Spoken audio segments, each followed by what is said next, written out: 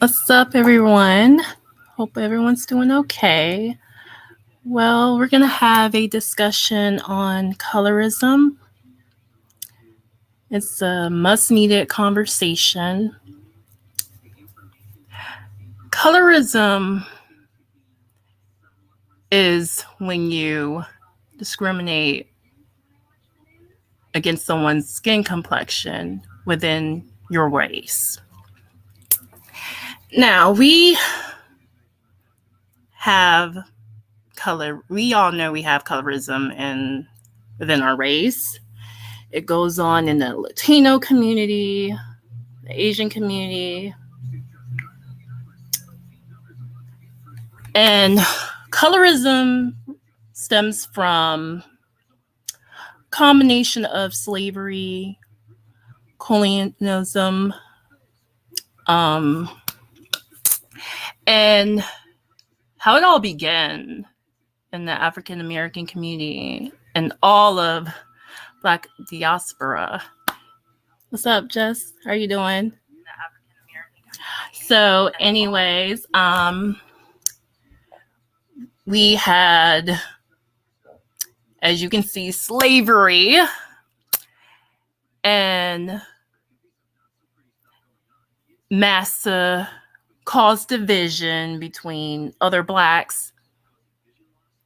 The light-skinned people worked in the house and dark-skinned people worked outside. And a lot of times the house slaves were a product of the massa and slave women. Those children were a product of those coupling. And so at times they may had preferential treatment, whether it was education, owning land for some of them. What's up, Jimmy? How are you? Hello, ABC. How are you? And then it's just, so a lot of this colorism shit we deal with in the African American community stems from slavery.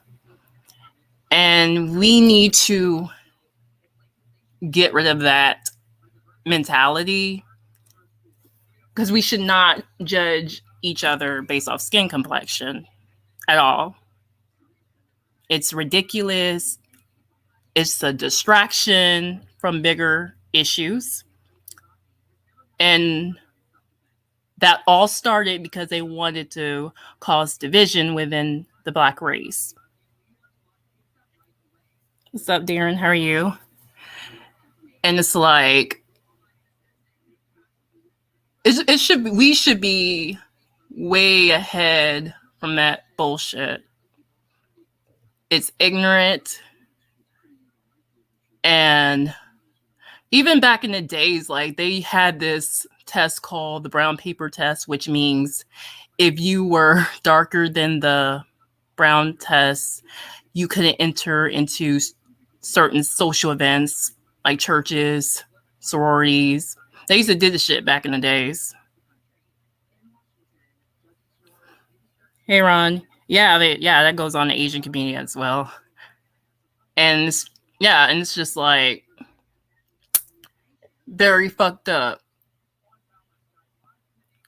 Because no matter your complexion, you are beautiful the way you are. And it even goes on to some African countries and Caribbean islands, like they sell skin bleaching to make yourself lighter. And that shit, the products, they're damaging to your skin. All that shit stems from slavery and colonialism. It's really sad.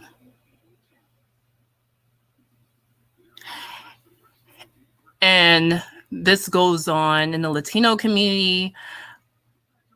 Like they even had this saying, I forgot this saying, but they basically, translation, if you have a child with light-skinned person slash white person, then you're bettering the race. So there's a saying in that in the Latino community. And as far as the Asian community go, they always saw whiteness as a high standard. Like that has went back since ancient times. Like if you were light skinned, you were considered high class. You tend to work inside, and the people that were dark complected were considered low class, and they tend to work outside. And like in places like India, they promote these skin bleaching products. So it goes on across the board. And it's really fucked up. Yep, APC, yes. Yes, that India been had colorism issues since the ancient times. So yeah, it really goes way back. So yeah, we really have to get off of that because it's stupid. It's really we should move past that. And even in the media, right? You see at times they put light-skinned people in magazines, movies, television shows, because we should give all people opportunities. Like that's so played out. Like they just present this whole European beauty idea, and it's fucked up because they're basically telling Black people and other minorities that you're not good enough. Whiteness is the norm, and your beauty doesn't hold weight, which it shouldn't be like that. And we have to break that cycle. And it's like, I mean, I remember when I was a kid and they did this doll test on me and asked me which dolls do I think are pretty, which dolls do I prefer to play with. And I remember as a child saying I prefer playing with all of them. I was never taught that white was right. I always played with all the dolls, no matter the race or whatever. Ron says they tried to cast Zoe Saldana, I think, to play Nina Simone, and people shut that garbage down. Yeah, that was some bullshit, man. Like you telling me you couldn't find a dark-skinned actress to portray Nina Simone. Like out of all the actors and actresses, like you couldn't. Like that's crazy to me. And they do that a lot in the media. And I remember the casting of Straight Outta Compton, where they describe how they want the actors to be as far as the extra goes. Like with the light skin, they had all these positive attributes, and then when they got to the dark skinned women, they had all this negative shit. And then people complained about that shit. It's just really fucked up. And the media, they need to move on from that bullshit because it still goes on. And all people should be represented. And it's just really fucked up. Like in the Latino community, right? And this is, and I'm gonna tell you, like, back then, it wasn't cool for a Latino person to acknowledge their African roots. Like, I know, like in Dominican Republic, right? We clearly see these people have African features, right? And they will always say, I'm not black, I'm Dominican. Well, you're black. You can be Latino and black at the same time. So now we see this term called Afro Latino. And it's like, that's just like, people don't understand, even like Hispanics, right? It's not a race, it's an ethnicity, which anyone can be Latino. If you speak Spanish, you come from a descendant of people from Spanish countries, then you're Hispanic, no matter if you're black, white, mixed, Asian. Hey Dookie, what's up? Hey Randy. Randy, there actually are Afro Mexicans. I actually watched a documentary Henry Gates did on Black in Latin America. So there are Afro Mexicans.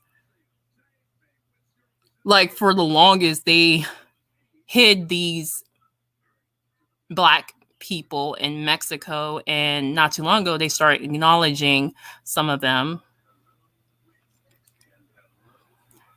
So, like I said, like, the slave ships didn't just land here. In fact, Brazil had the most African slaves to come to their country. If you all didn't know that.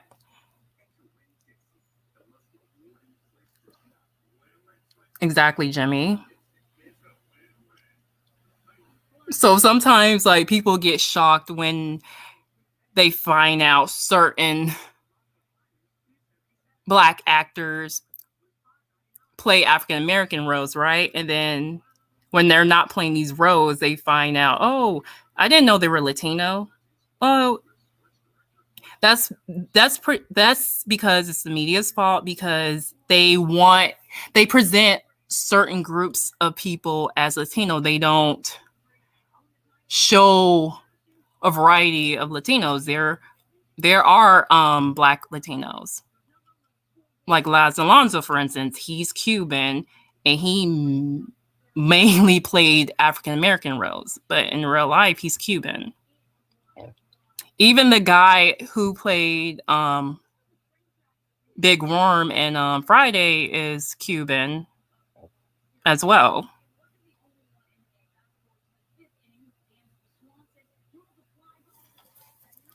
Randy says having African roots does not make you Black. There's a lot of non-Black people with African roots.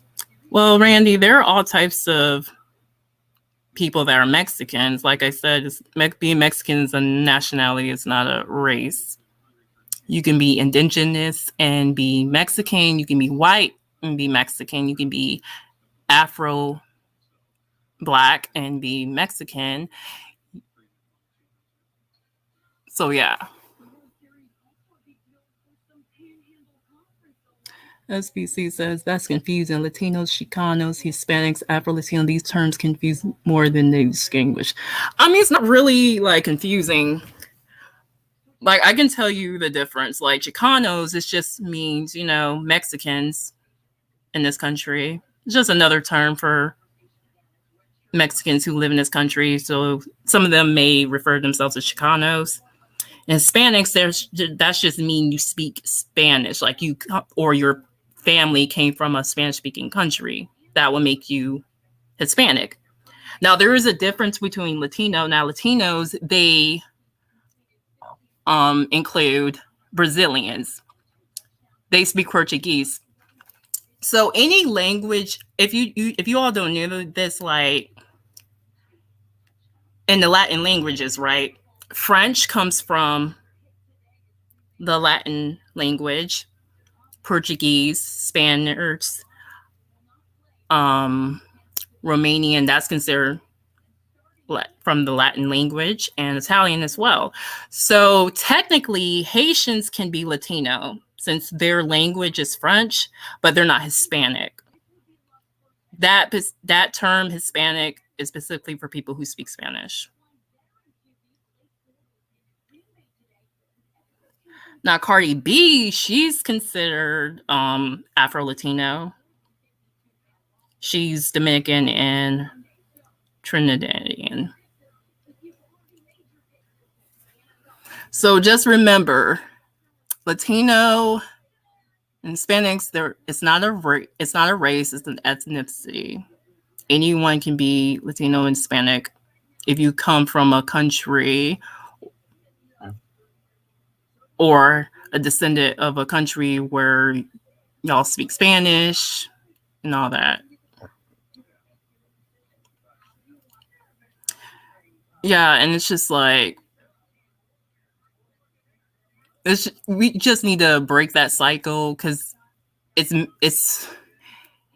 we should not be arguing about skin complexion. It's a distraction.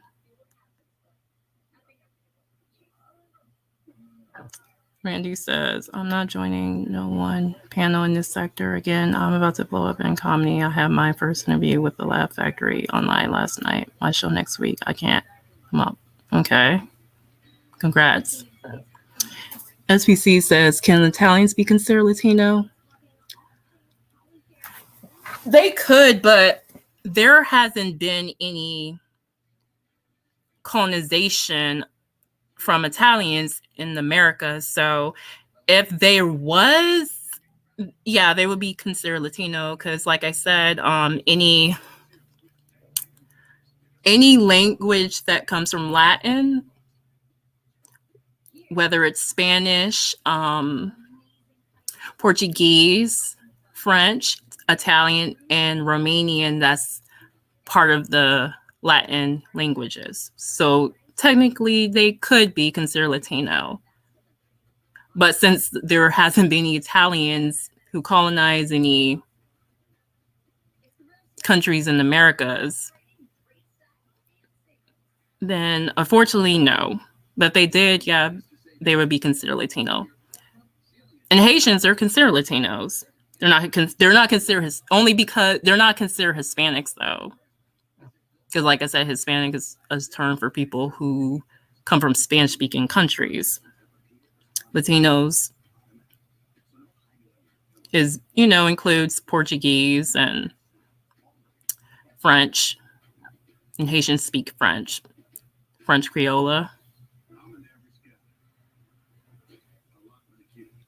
I'm such a history buff. Like, I love reading on history, learning about other people's cultures.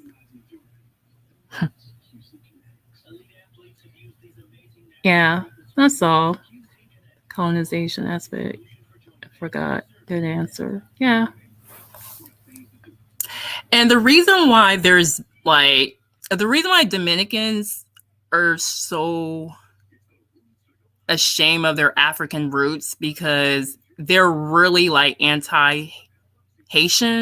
Because I'm gonna tell y'all, back in the days, Spaniards, they initially colonized Dominican Republic, and then there was a point where Haiti took over and colonized them. And so their beef from the Haitians stem from that. So anything African, they see it as a negative. And Dominicans have persecuted Haitians in their country. There was this leader called Raphael Trouvel, or whatever his name is, and he was basically killing off the Haitians in his country, and he wanted to whiten up his country. So yeah, it's a lot of that going on. So when you encounter a Dominican saying, I'm not Black, I'm Dominican, they see their African roots in a negative way. So doesn't mean they're not black. They just have this hang up when it comes to African related shit. What's up, AMR? How are you?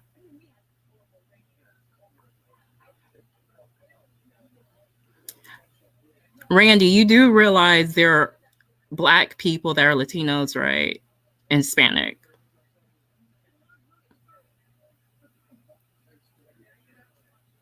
Being Latino and Hispanic is not, it's not a race, it's an ethnicity. Like I said, you can be white and be Latino. You can be indigenous and be Latino. You can be mixed and be Latino. You can be black and be Latino.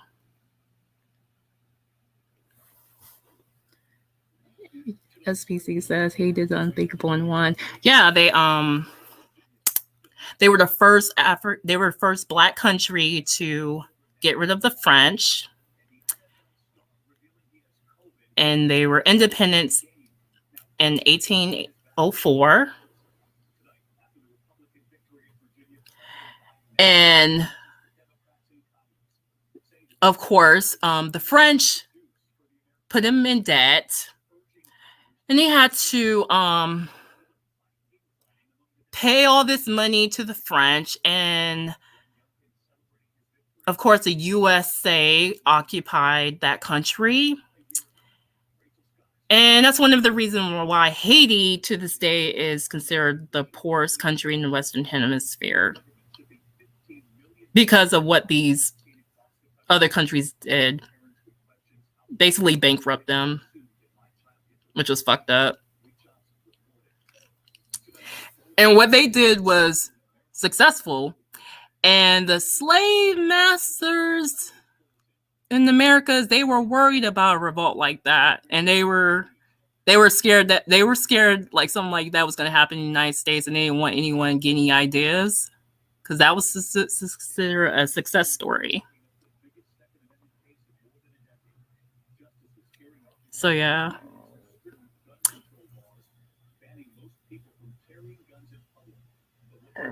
PSC says, if they won their independence, why did they have to pay reparations? Sounds more like a defeat to me.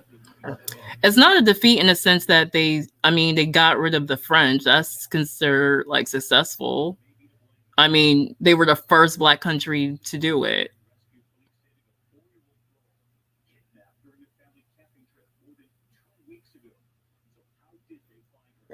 I mean, Haiti shouldn't even be in the position that they are. The reason why they're in the state that they're in, because of these countries that fucked them over. That was the French and United States of America. If it wasn't for that, they would have been in a better place.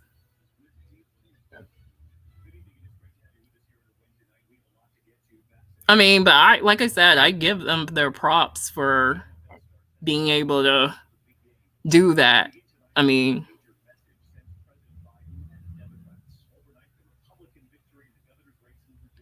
yes, he says Vietnam got rid of the French, not Haiti.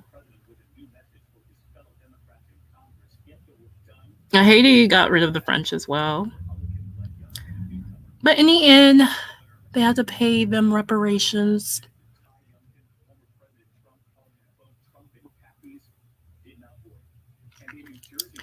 And it's like, I'm gonna tell y'all some other history shit about this colorism shit. Like, okay, in these African countries, right? In some of these African countries, the reason why they're caught up with that colorism shit is because of the Europeans that colonized their countries. That's where that stemmed from. Because I've watched like documentaries and where these people make a lot of money off these skin bleaching products. And that stuff is not good for your skin at all. And it's sad because you should love the skin that you're in.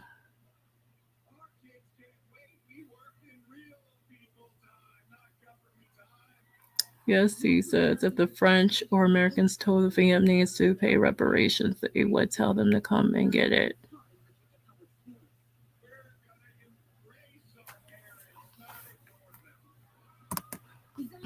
Yeah.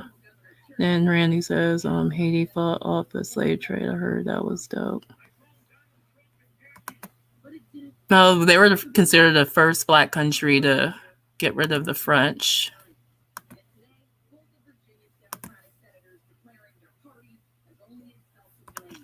Randy says his family came from Nigeria before slavery happened. Okay.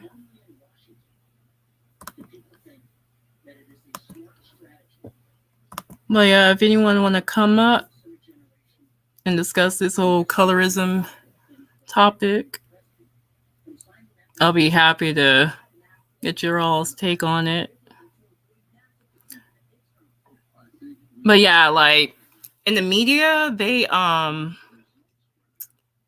like especially when it comes to dark-skinned women, they get the shortest end of the stick. Like they'll cast certain historical figures, right? And would have a light-skinned woman portray that role. Like that whole Nina Simone controversy, that was ridiculous. Like you're telling me you couldn't find a dark-skinned person to portray that role. Just saying. And even in the like some men, right, like in like with the men, right, you have this whole stereotype with light-skinned men, oh, you're soft or whatever. That's ignorant. So there's a little colorism with some dudes.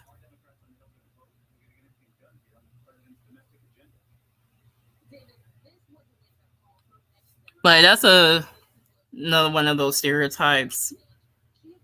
Thinking all light-skinned men are soft. I don't even get that whole stereotype. I don't even know where that stereotype came from.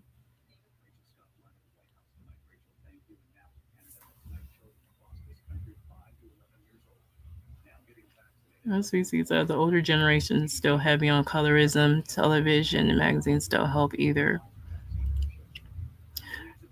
Yeah, like my great grandma, she had issues with her color. She told me that her father referred to her as a Sambo because she was too dark. And I was like, man, that's so effed up. So yeah, there was some colorism in my family. Hey, BSC. Hello? Yeah, can you hear me?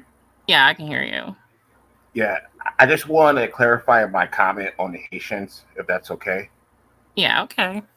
Yeah, like for me, I personally don't have any respect for the Haitians and their so-called revolution because of the fact that they kicked the French out during the time of Napoleon when Napoleon's armies were all over Europe fighting off the British and everything else. So the fact that the Haitians were able to kick the French out of Haiti makes sense because the French were tied up in Europe fighting the wars of Napoleon Wars.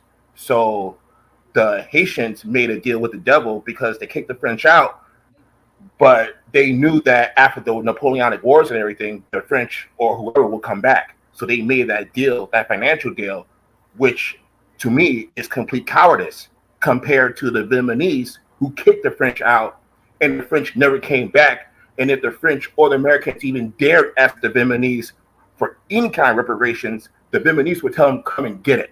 And they won't come and get it. And that's why they left them the hell alone. But the Haitians, on the other hand, the Haitians literally paid for their revolution, which is total bullshit. They didn't really pay it in the kind of blood that the Vietnamese paid it in.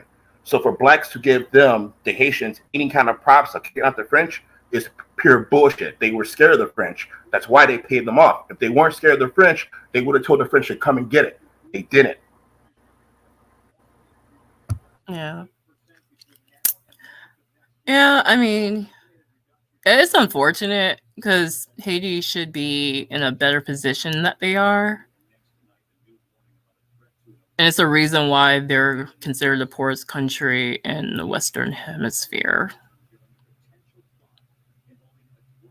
Because, like, I mean, you guys were considered the first black country to get rid of the French, and then you're in that position that you're in. You should be in a better position. And the reason why they're in that fucked up position because they paid reparation to the French, and being occupied by the Americans didn't help either. But then again, we have occupied other countries in the Americas. That's another subject matter.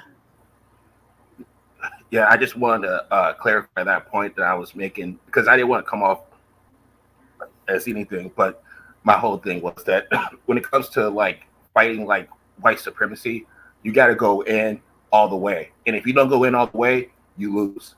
And that's why I respect the Vietnamese, because they were like, we'll sacrifice for every one of yours killed, we'll sacrifice 8.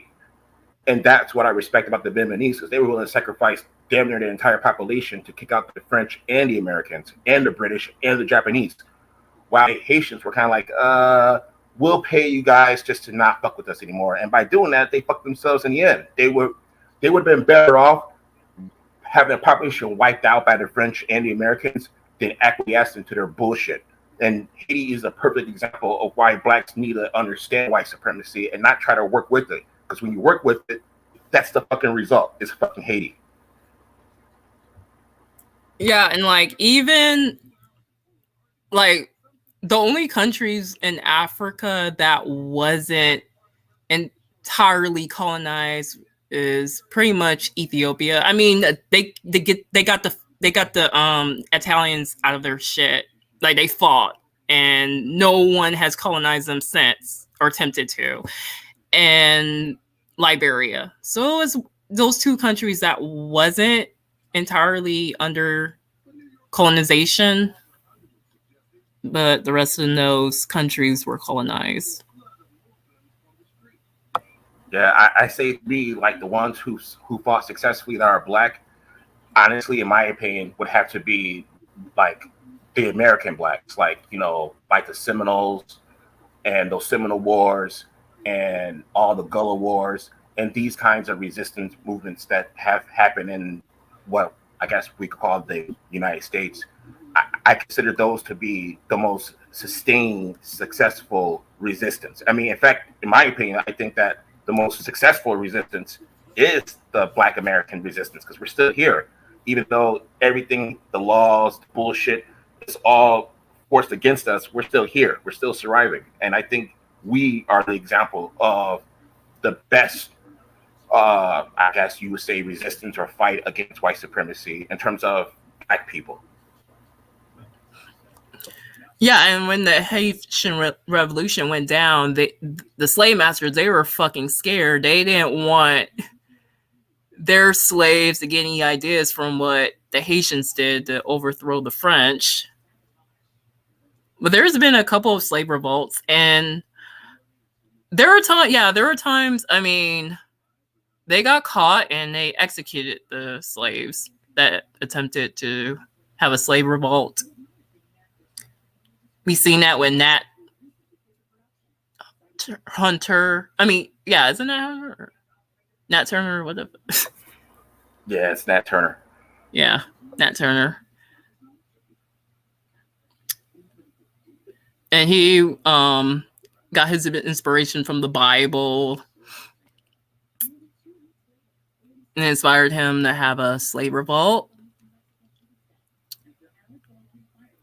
And blacks, they always fought their freedom. That's why some of them even like fought in the wars, because they figure, hey, if I fight for this country, maybe they'll appreciate it and give me rights. We've seen that in the American Revolution, the Civil War. Yeah, and that's unfortunately what I think happened to Haiti too. Like Haiti thought, like, you know what, we'll just pay them, we'll work very hard, and within like 20 years we'll be done with these people, and they will really be free.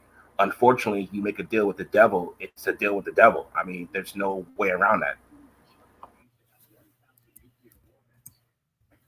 Right.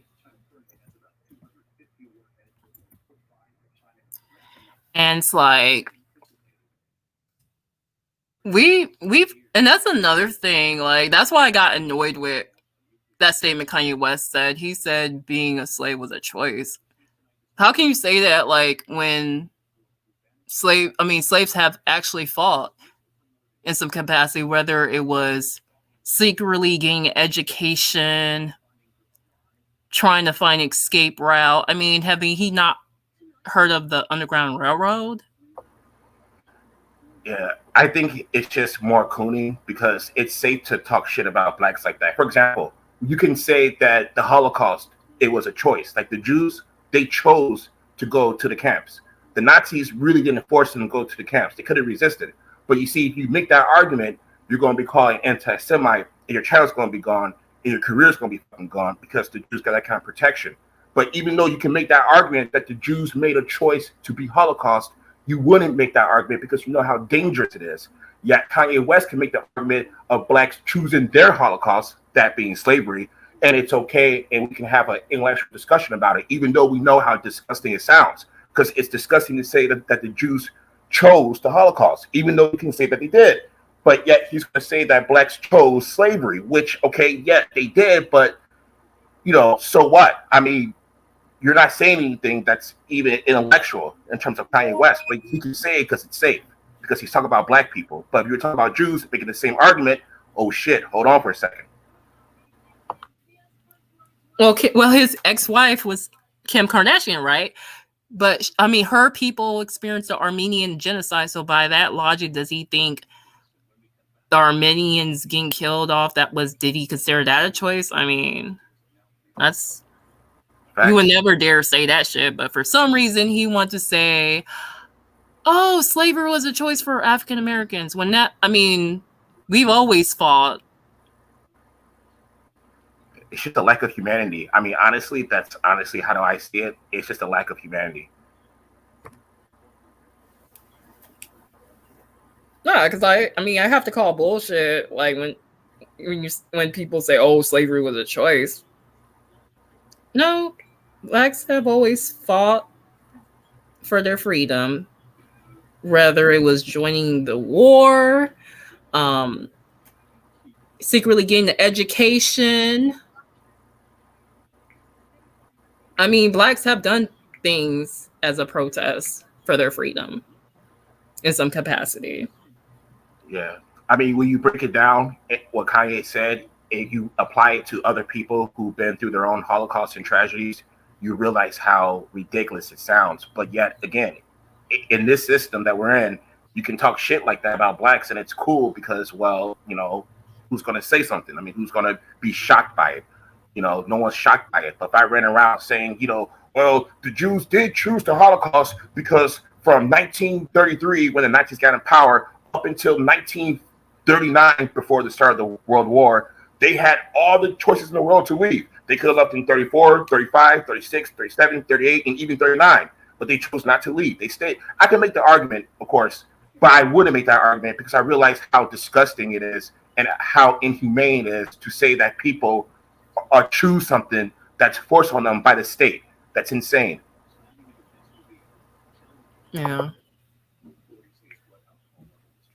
And yeah, and it was really, I mean, it was sad. I mean, because we constantly are reminded of the Holocaust. But I'll say this though, and this is what America should see Germany as an example. They acknowledge what they did to the Jews. In fact, they acknowledge it, and America needs to do the same as far as teaching it what happened during the Atlantic slave trade, slavery, and to not repeat that history. Like, we need to come to, like, America needs to come to terms with that same thing how Germans came to terms with how they treat the Jews. I think the reason why the Americans can't, because the graphicness of the Holocaust is like in pictures and shit, you know, like we see the videos and we see the pictures and everything. When it comes to like slavery and all that, it's hard to find pictures. But what I tell people is to think about is the fact that you did have kids who were born autistic who were slaves. What do you think happened to those children? What do you think happened to the mentally ill children? The children who were born with, like I said, like a cleft lip or what we consider to be minor defects today? Those black children who were born with minor defects were killed on the spot. So you just didn't have the Holocaust of, you know, your able-bodied men and women. You had Holocaust of the mentally ill, the autistic, the some with slight disability birth defects.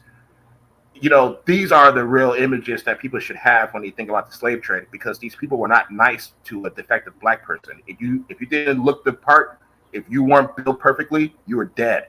If you were a child and you were colic a lot, you were dead.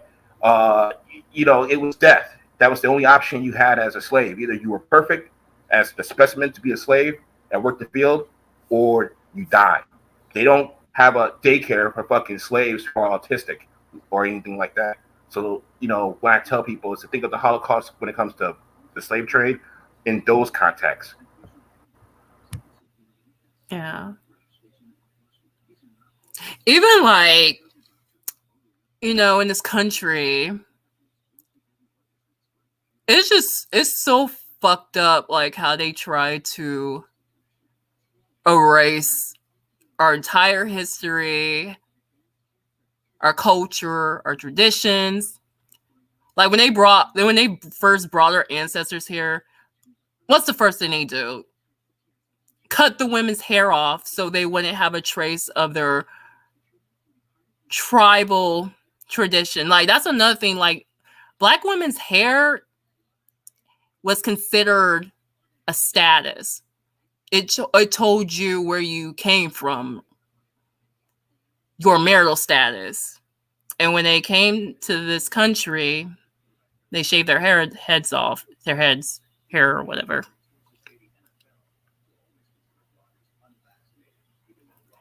And then they cause all this division, treating dark-skinned people differently than light-skinned people, giving preferential treatment to light-skinned people. Then after slavery, you had Reconstruction.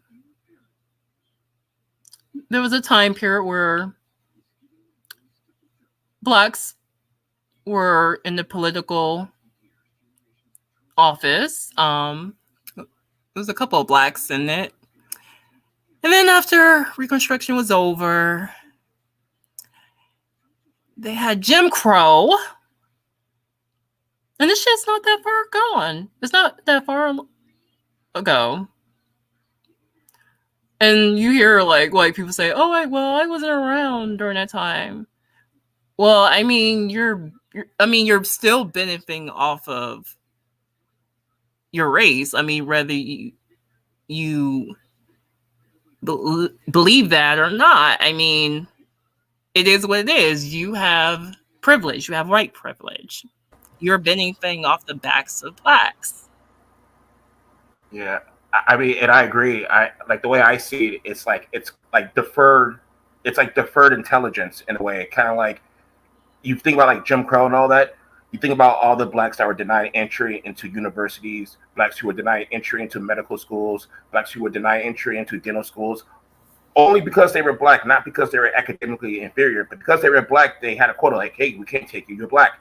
So what you have is, what people don't understand is that a lot of blacks actually who were intelligent enough would leave the United States and go to like France or England and become doctors and dentists and all these kinds of things where you couldn't in America. So what people don't understand is that the whites actually had a huge leg up, because in our system, if you deny somebody, somebody else gains. So all the blacks that were denied entry, more and more whites got entry. Even ones who were middle qualified got entry. And these whites began to build generations upon generations upon generations in the future of wealth that they can at least have a base off of from their intelligence, from their intelligent, like I guess, academic investment. Well, that academic investment was denied to blacks for such a long time, up until like 1970s. Then they rushed and had this whole quota system, which is like, okay, now we got to get blacks in. But wait a minute, now you're doing to us what was done to you, but what was done to you, fuck you guys is up. You know what I mean? Right. And even with the whole separate but equal shit, no, it wasn't equal. That's why we fought for integration, because we seen when things were separated, it wasn't equal. Because even we had the shittiest schools, like the black schools, we didn't have enough funds like these white schools. And then not only that, it was a hassle because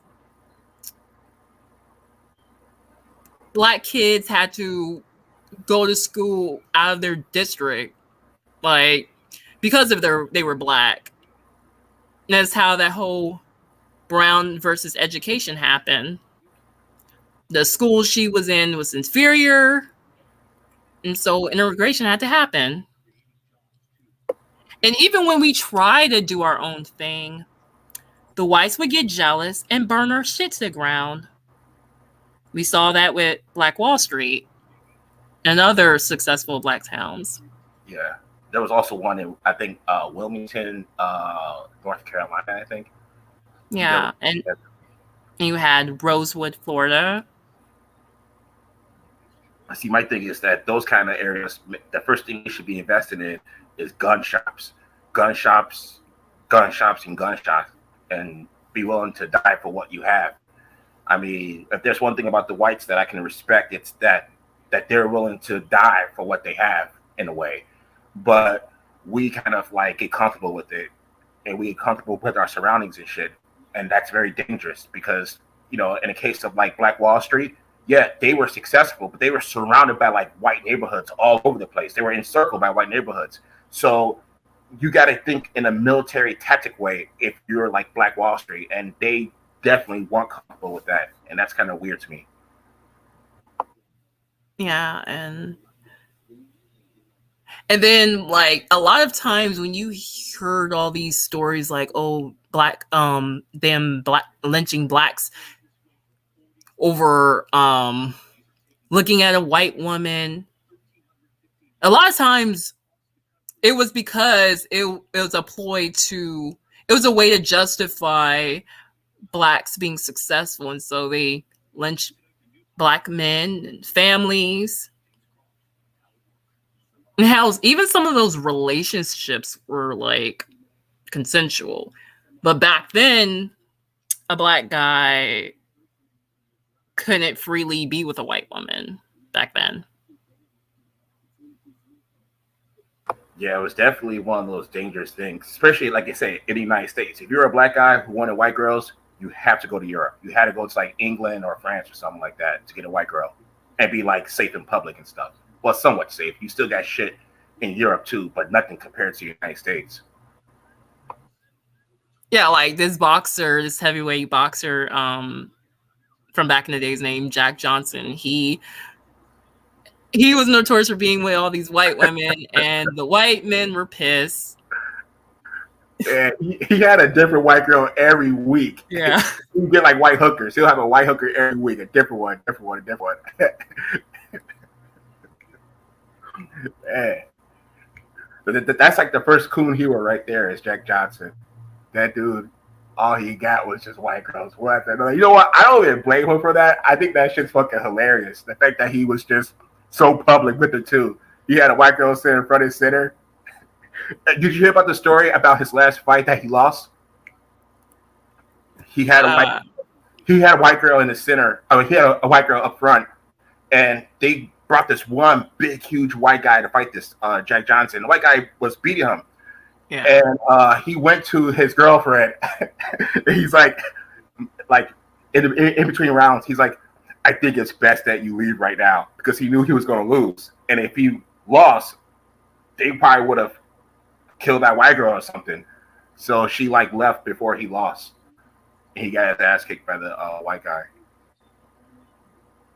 Yeah, and then we saw what happened to Emmett Till. I mean, he was from Chicago, so he wasn't well versed of how things were in the South. It was the environment that he was in was totally different than being in Mississippi. So he didn't think nothing of it, and then that white woman got him killed.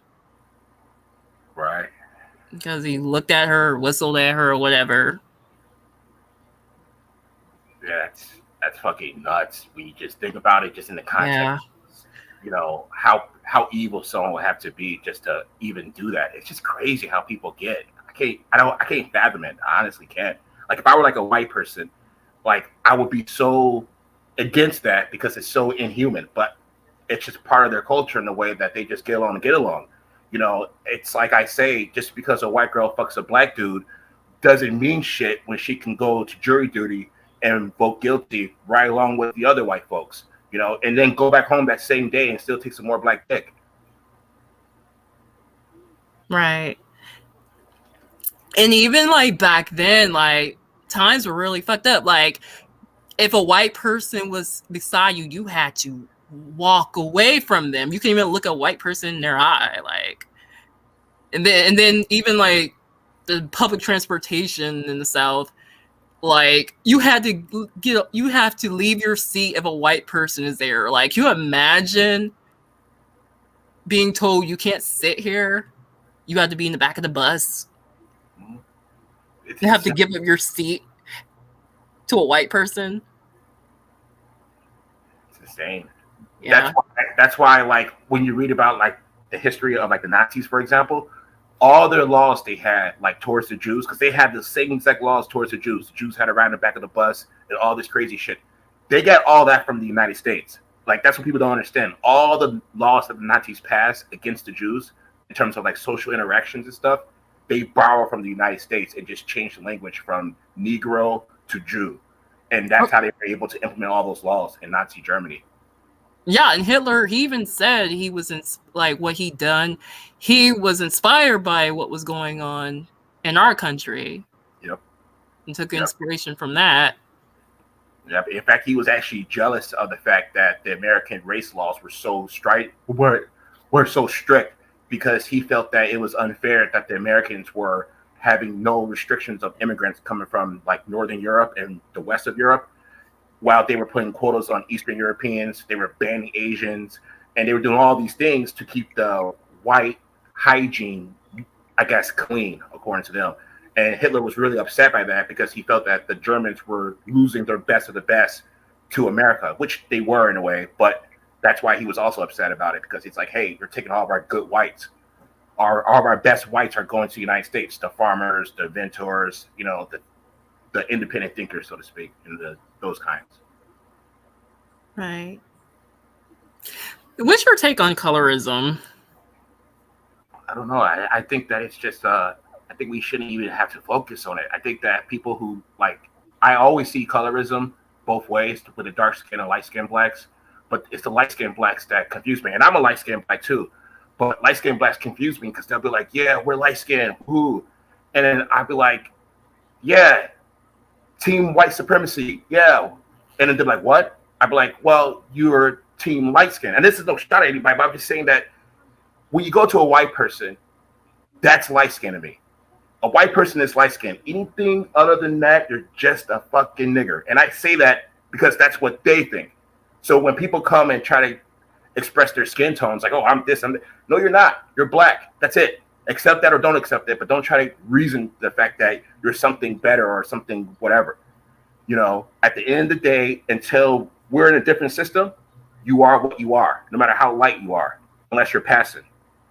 But if you're not passing, you wouldn't necessarily call yourself light skinned. Someone who's passing racially is not going to say, hey, I'm light skinned. No, they're going to say, hey, I'm white. You know, and I don't know, it's just disgusting that people do that. You still have issues with color. Yeah, yeah, and like back then, there was blacks that were trying to pass, especially the ones, I mean, that looked white, but they were black. And they had to, and a lot of times when that went down, they had to like stop fucking with their black family in order to pass.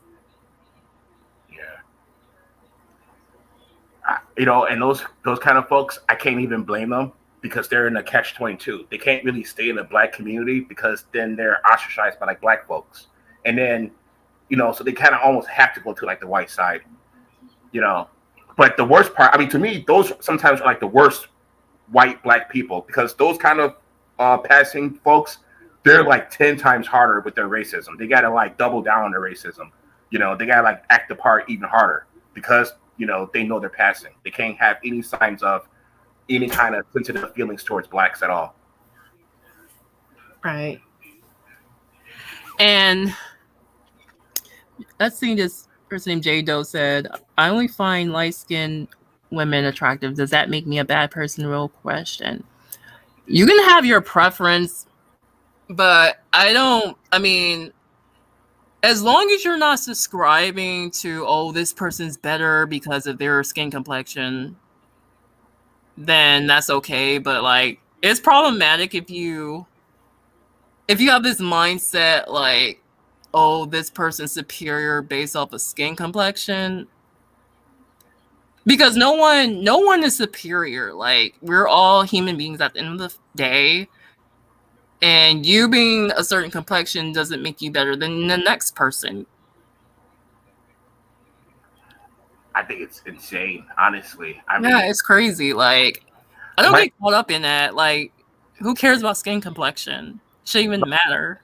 Right, and like that's my thing. It's like when people like have like that kind of preference where it's like that strident, where it's like, you know what, I only am into this kind of girl. That's just insane to me. It's like, well, why? What if you find a girl of a darker complexion who treats you real good, who treats you like a man, who's real nice to you, who gives you good sex, so on and so forth?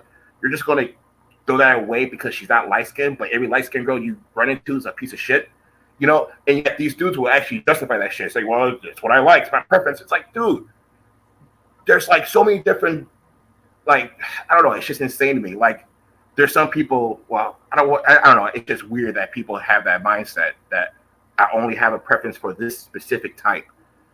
I don't know. It's just weird to me. Yeah, and then another thing, like, when they encounter a dark-skinned woman, the first thing some of these people say is, "Oh, you're attracted for a dark-skinned person, huh?" So you're basically, it's like, do you hear yourself? You're basically saying, I don't find dark-skinned people attractive, but you're an exception. Like, you already have this stereotype that all dark-skinned people are not good looking. You have a negative opinion about dark-skinned people, and when you give a dark-skinned person a compliment, you follow it up with, for a dark-skinned person. Yeah, that's hate right there.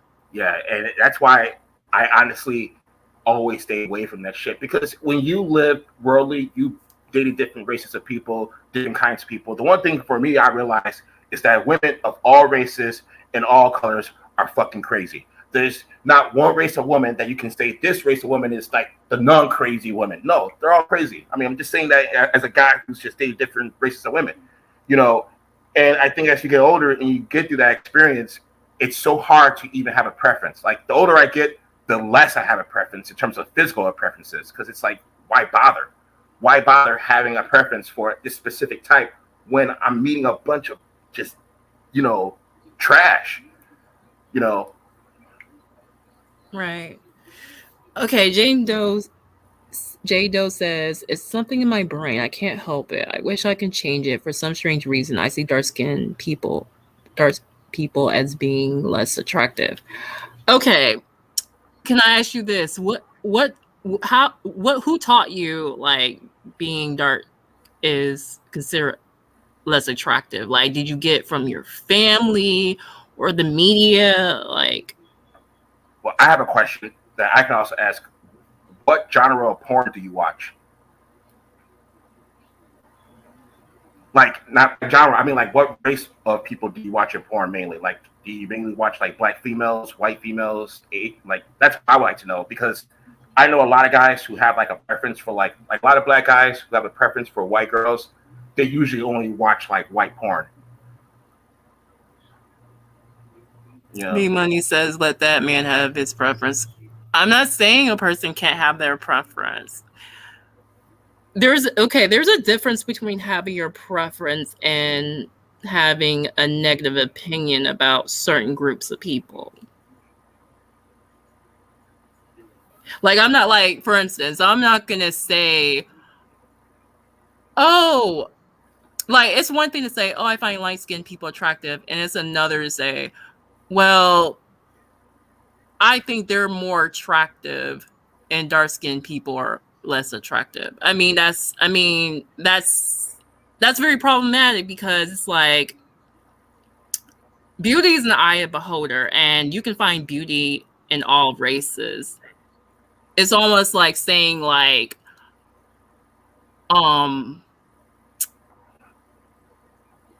it's almost like saying, oh, whiteness and being light is all positive, and being black and being dark skinned, that's seen as ugly and negative. Like, I don't believe in putting other people down in the process. You know what I mean? I don't believe in that. But a person can have their preference nonetheless. But is it just a preference? Or do you think being dark skinned is seen as a negative? I've always noticed that people who have, like, that strong of a preference are usually, like, single. Like, every time I go, like, listen to, like, the Swirlers or something like that, they all talk about the perfect white man, but they're all fucking single and they don't have this white man. They're just talking about it. And the same thing for, like, the black men who talk about the good white woman. They all talk about it, but none of them are actually in these relationships with these good white women. They just talk about it. I think it's more of like a fantasy than anything else. Like, the grass is greener on the other side. And the thing is, you have to get to know the person. You can't get caught up in stereotypes and, like, thinking, oh, well, somehow me being with this person for XYZ reasons, I won't have no problems. I won't have to deal with attitudes and stuff. And it's like, all races of people have a variety of emotions. Like, you can't just stereotype a certain group of people and say, oh, they're all this way, they're all that way. No, you have to get to know that person. A lot of people just aren't that, like thought provoking. It's like people want, like, simple shit. So it's like, oh yeah, I can just, have this preference and get it. It's like, I just, for me, just the older I get, I just don't care about the looks as much. I care about the person's mind, where they're at, where their spirit's at, how they move and shit like that. Things that really fucking matter. But the idea of fucking just being light skinned or being dark skinned or whatever, like, that's enough. It's like, no, that's not enough. That's just not enough. Not in today's world. Maybe 100 years ago that mattered, and you can get around with that. But today, no, you need someone who has a good mind, a good head, good spirit, and just, who knows the world that they live in, who isn't ignorant of it. And that's hard to fucking find. Right. And, like, even with the whole colorism shit, right? Okay. And you see some of this online, right? Why is it seen as a roast to call someone, oh, you're too black, you're too this. Okay, is that supposed to be a bad thing to be black? I mean, too black. Like, how is that even considered a dig? Like, I remember for me, continuing to be seen as a negative. Like, if anyone who, I feel like this, if you think calling someone too black and this and that is supposed to be like an insult, yeah, you're suffering from self-hatred. I remember growing up, personally speaking, like when I grew up, we used to do like dozens and shit, like jonesing on each other. And I grew up around a black family, and we used to con each other for being black. Get your black ass and you Dr. Midnight motherfucker. And we used to just clown each other like that. And my thing is, now I've outgrown it. And there's a lot of blacks who just don't outgrow that shit. Like, when I was growing up, I'm talking like 11, 12, 13, we used to just clown each other for being black. Just used to say we said some of the craziest jokes to each other, black versus black, that was so offensive and so hurtful that I could never imagine a white person saying this shit. That's how crazy the shit we were saying to each other, you know. And it was just, I mean, we used the word nigger like it was nothing to each other, you know. But we were jonesing each other, making fun of each other. I think that's what a lot of blacks do. But I think that's something that we have to outgrow. At least I outgrew it. Like, you wouldn't catch me dead roasting somebody for being black now. I mean, when there's other things for the personality that I will go after. But again, I think it's just an easy thing to do. If you don't have a lot of complexity to yourself, it's easy to focus on color. Yeah. Like when I see some people do that, I'm like, okay, there's nothing wrong with being black. Too black. Oh, you're black. You're blackity black. You're black. Okay. Is that supposed to be an insult? Okay, shrug. Yeah, now it's like that would never be an insult. It should never be an insult. It's like, yeah, like what's wrong with being black or too black or dark? There's nothing wrong with being any complexion. I mean, we come in all shades as black people, you know, from really light to really dark, you know. Right, and like I said, there's some Jones in there, but like I said, I've seen white people who are like fucking like pasty white, and then I've seen some. Hey, what were you saying, BSC? Like, I've seen some people who are like pasty white who could get clowned, and I've seen some people who are dark as midnight who could get clowned, and that's fine and well within the source of just clowning.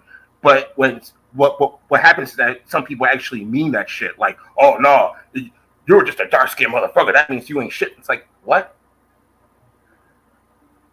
You know? Mm-hmm. Yeah. So, what's your take on this, Patricia?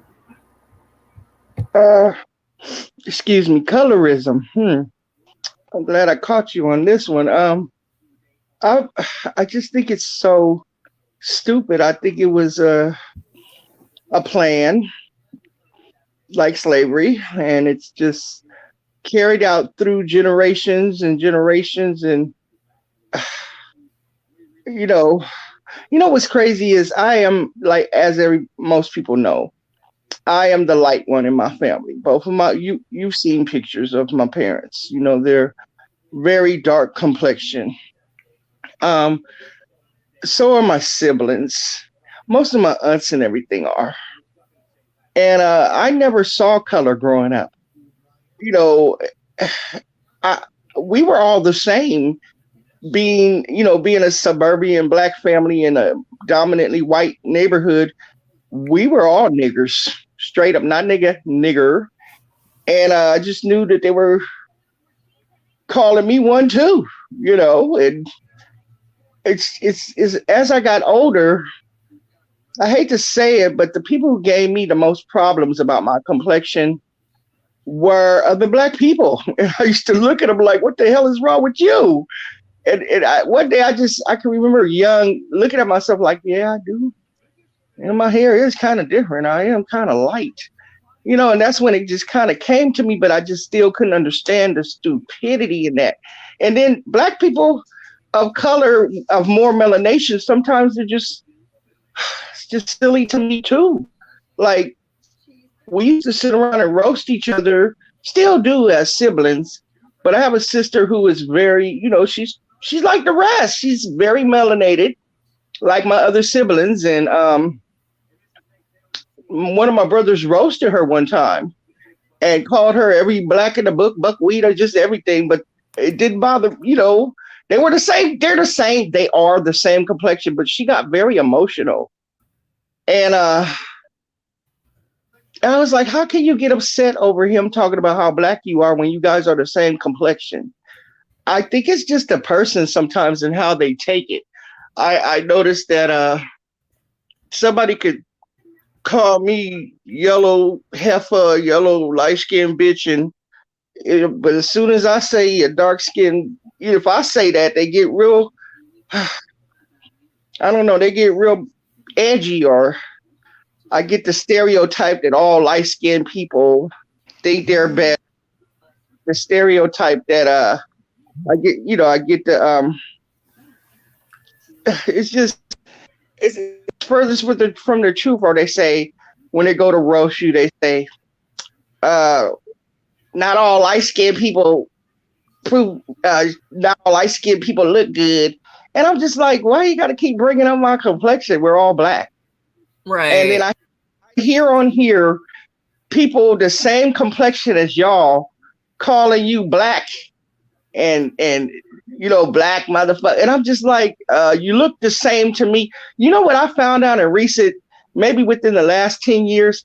I always thought I was light-skinned. I'm starting to see that all different types of people with more melanation than myself are considered light also. Like the first time I heard it on YouTube, somebody was referring to Slap-a-Don, saying he was light-skinned. And I was shocked. I was like, he's light-skinned? I thought I was light-skinned. Now he's light-skinned too? They keep moving the narrative as well. And I'm just the narrative of what light skin is. See, half of my life I thought I was light skinned. Now I'm finding out different shades of black are light skinned. And it's just crazy. It's then you have like variations. I mean, like for instance, like some people may be lighter than the next person. Right. You know what I mean? Like, okay, for instance, like, okay, someone like Lupita Nyong'o or Brandy, right?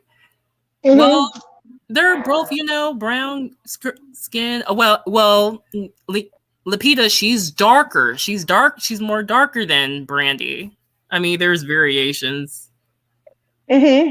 So, but like I said, for me personally, I was shocked by that because I just said, oh, well, melanated. Everybody's darker than me. Shit. And then when it kind of started worrying me in my later teens, and then I found out that I do look like somebody in my family, but it's one of my great grandmothers was a Mississippi Choctaw Indian, and it just happened to come out in me. It happened to the hair and the complexion. I can't help that. Blame DNA. I don't know. But can I make a comment on the sensitivity, like a dark skin sensitivity when it comes to like dark skin jokes? Yeah. I think the thing is, as Black people, we have a standard of like what's funny. Like, so it's one thing saying you're so dark, your shadow has a tan. There's a little bit of humor there, but most people don't have humor with their skin color jokes. It's just you're black. That's the joke. That's the punchline. The punchline is you're black. There's no actual joke there other than you're black and every negative connotation that goes with being black. So what I see is that they're offended by a back and forth. It's almost just like that's the best you get. It's just to call me black. You can't even carry that on with anything else. You can't say you're so black. You're blah blah blah blah blah blah. You're just going to call me black and that's it. I think that's the problem because a lot of people who talk shit on dark-skinned people, that's the only shit they say. Oh, you're just dark. That's the joke. Really? Yeah, like that's supposed to be an insult. It shouldn't be seen as an insult. I mean, if that person who's trying to insult you for being black think that's supposed to be an insult, like it's like, bro, it's like, but you're exhibiting self-hatred. Like there's nothing should be wrong with being any complexion, especially being dark skin. Like, what you mean you're too black? Okay, is that a bad thing? No, but see, here's what a lot of people don't. Harley, here's what a lot of people don't realize. As much as people have gotten caught, how could I say this? I've been through a lot also being light. I've been through just as much. I didn't fit in anywhere. I was black but too light, and I'm you too light to be black and accepted. I've been in limbo, and it's like I didn't even earn that.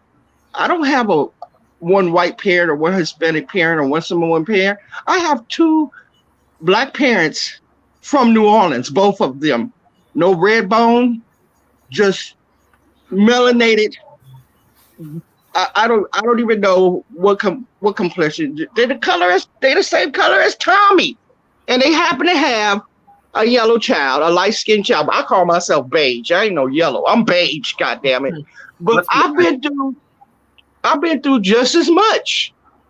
As the biggest thing that we have other than color is voice. I think that blacks who have a different sound of voice get it worse than any color of black. Like if you're dark skin, light skin, no. If you sound a certain kind of way, if you sound quote unquote white, you get it the worst, whether you're dark skin or light skin. Well, yeah, that's true. That can be true. That can be true. Harley, have you had that happen to you? Because I know you talk about the whole voice thing. And yeah, I've been through this unfortunately with other blacks, like, oh, you sound white. I'm like, I just talk proper, and it's my personality, and I grew up in an environment. I grew up in a certain environment. That's another thing, like, black people are not monolith, okay? Like, we grew up in different regions, environments. Some of it's personality. I mean, that's another thing. Like, why? Since when is talking proper considered white? Like, why do we always gotta give white people credit for shit? Like, even oh, getting an education. Oh, you're trying to be white because you want to go to school. You want to learn, huh?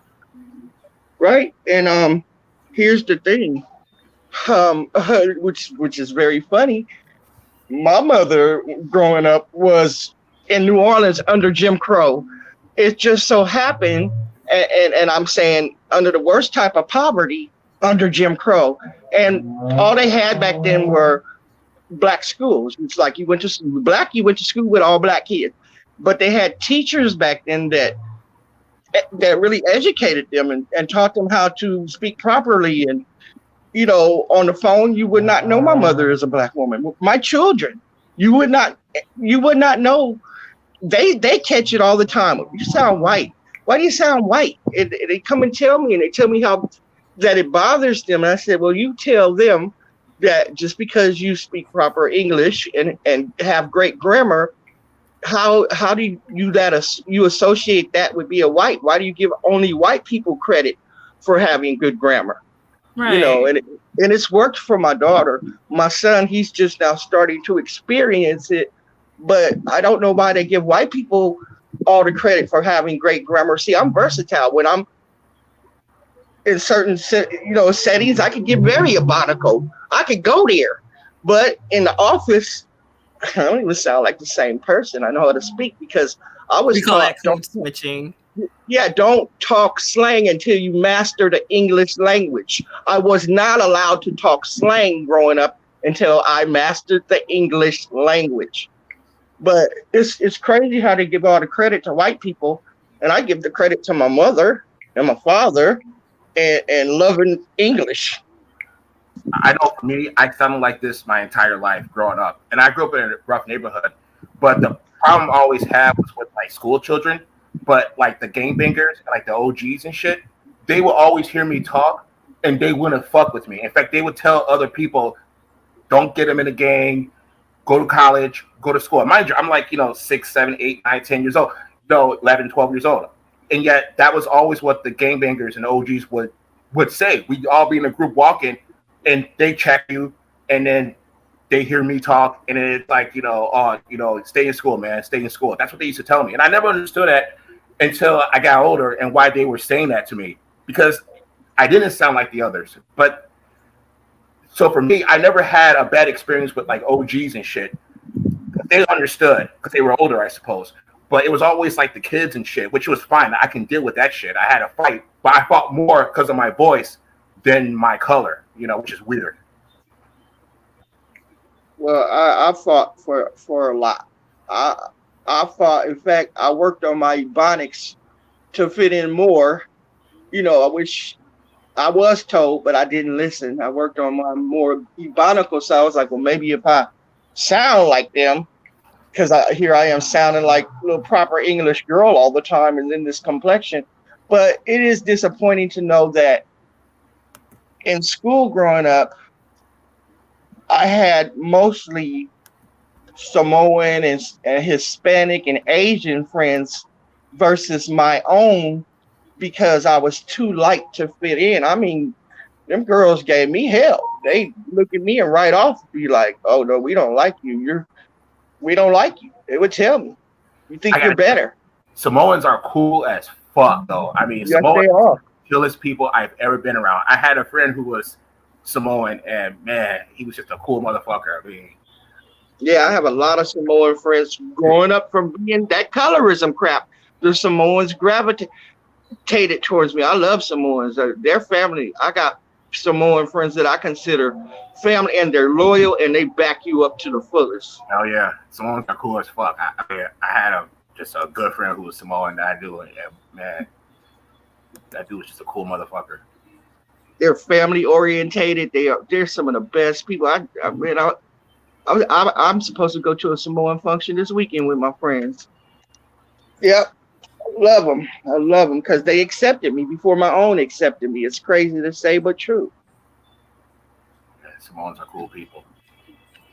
But yeah, it's just like, I mean, yeah, I feel like, at times as Black people, we can be too judgmental on each other. Yeah. Expecting each other to act the same, talk the same. We're, you know what? That's another thing. Like, everyone else is able to be individuals. Why do we feel we have to be boxed in or limited on what we can do and say? And I hate that because when I was young, because we always used to go to New Orleans every summer for like a month. You go down there, it was never a question of my race. They just knew right off I'm Black. And it was just out here in California, it was like, you think you're better. I was just like, how can I? I have some very melanated homegirls, one in particular. Man, shoot, her shit don't stink when it comes to her. She thinks she's the best thing walking. She's a beautiful girl, but you couldn't tell her nothing about herself because she has high self-esteem. I admire her for that. And she told me she experienced things growing up, but people calling her Black and making every Black joke towards her, but it doesn't bother her. She doesn't care. She loves herself. You have to self-worth. And it took time for me to understand that. It's like, stop throwing all of us in a box. Just because somebody is lighter doesn't mean that they think they're better. How can I? My whole family's melanated. I would be insulting my mother, my father, my siblings, my aunts, my cousins. Not everybody that's dark skinned or brown, has a bad attitude and they don't think that you're worthless because you're lighter. It is like we put ourselves in these little boxes and these stereotypes and we roll with it. But I always find it humorous when somebody the same, especially somebody the same complexion on you as you, they're throwing insults at you for being Black or ugly. And I'm looking at them like, you look stupid. It looks like you're marrying yourself. You feel some type of way about yourself. Because if you sit up there, you can call another Black person the same complexion as you names and insult them. That's how you feel about yourself. Right. Yeah, the best kind of comedy, I think, is like projection. That's why, for me, I love it when people talk about my voice. It's like, oh, I've heard all the voice jokes. I've heard them all. So I'm fucking ready for the voice jokes. I know every response I need for anybody coming at me with my voice. I'm so prepared for that. More so than like my color. and that's stupid. I always thought it was stupid. I mean, if you ever listen to Slapper Don, he has great grammar. He's from Boston. People expect Bostonians to have a certain accent. He doesn't fit any of those stereotypes. You know what it is? He has great grammar. Right. And it's just, I mean, like B Money says, nowadays we have an outlet. We don't have to feel like we're alone. We don't have to feel like we're alone. Like we can meet other people who have similar interests like us. So, I mean, back then you didn't have that outlet. But since the internet, like, you can meet people who have same interests as you. Well, and I hate to say it, some things you can't go in some business settings and be totally ebonical and they hire you. I don't hire people that can't tone it down and don't. Why would I hire somebody that has horrible grammar and you're representing us? It's embarrassing. I'd rather hire the person with good grammar. They know how to talk to people. The versatile person that could go in a certain area and fit in with the people, but the person that could also sit in the office and conduct themselves. I mean, if grammar wasn't important, why do they have it in school?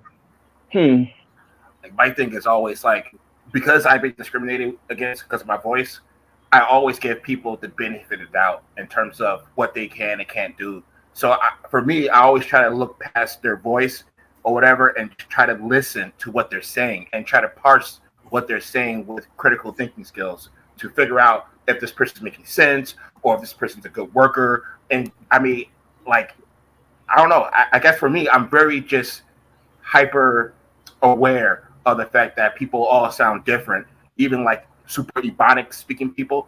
But at the same time, if they're speaking truth to power, that's all I fucking care about. And I don't care how they fucking sound. I don't care if they sound like me, Bill Gates, or if they sound like fucking just a thug out fucking dude or whatever.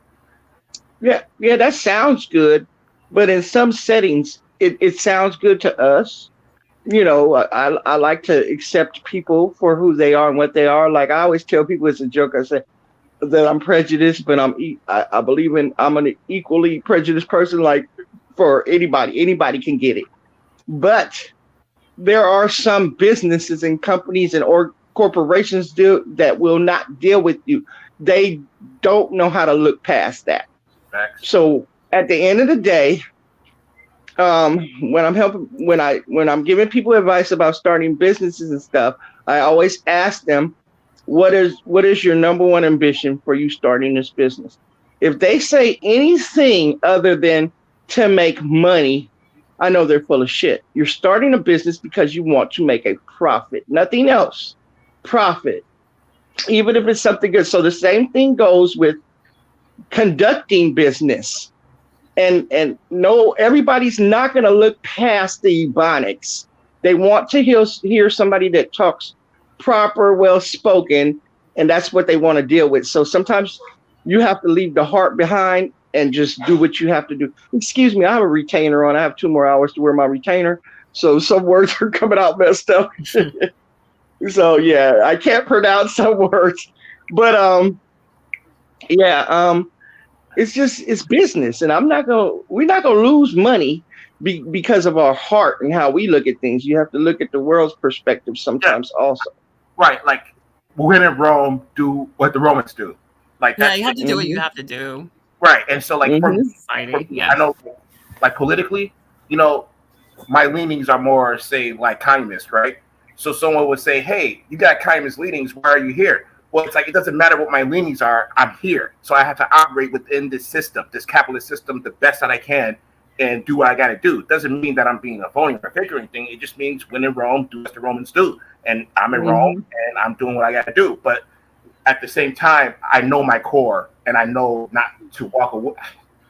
I know my core, and my core is what keeps me real, I guess. So I mean, for me, if I'm at a place, whether it's a black or white place, and they don't like my voice or how I get up, I'm not changing for nobody. I don't change for nobody. I am who the fuck I am. I say what the fuck I say. If people got a problem with that, I don't need their fucking business. If that means I don't be fucking poor and alone, fine. But I'm not changing up for nobody. I'm not getting on my knees for nobody. Fuck that shit. It's either I go my way or I fucking die. I'm not living like a fucking slave in any capacity, especially for fucking economic reasons. I'd rather fucking just die in that case. So for me, it's either all or fucking nothing. Then see, you're the type of person where you might as well just have your own business. There's bosses and there's employees. A boss does when they don't like when they don't like to be told or confirmed, that's why they start their own business. Yeah. See, that was my fear. My biggest fear is having to fill out a job application. My biggest fear is having to go to another man and get financial compensation for what he values to be my work in order to provide for my family. If I can't do that on my own, with my own abilities, my own intellect, then I'm useless. That's my own code. That's my own mental processes. So for me, you're right. I mean, I wouldn't operate like that, but I don't down people who do. I respect people who do. It's just not for me. And in corporations, there's different positions also. Like, I wouldn't put anybody that can't get away from the ebonics that in the front office to answer the phones or something. But there's other positions you could put people in. You get what I'm saying? Yeah. So I guess in a sense, I am true to a certain part of my heart, but yet I won't mess my money up. Right. When I know what needs to be done. Right. And I respect that. You got to survive. I mean, you can't keep it real 100% if that's going to mean fired. Because in this bit, which I won't put on here, in this business, if I don't run it right and people over me don't run it right, we hurt a lot of people. People depend on us, so we have to get this right. Yeah, for me, I just value independence so much that for me, I just can't conceive of any other way of going through life. And if I have to go to life any other way, I'd rather not fucking live. And I mean, I meant that for so long, and I've just tried so hard to just be independent, And it's hard, but at the same time, it's just for me, I can't conceive any other way, especially in this fucking system. It's fucking too much. I mean, now they're forcing people to get vaccines now. It's fucking nuts.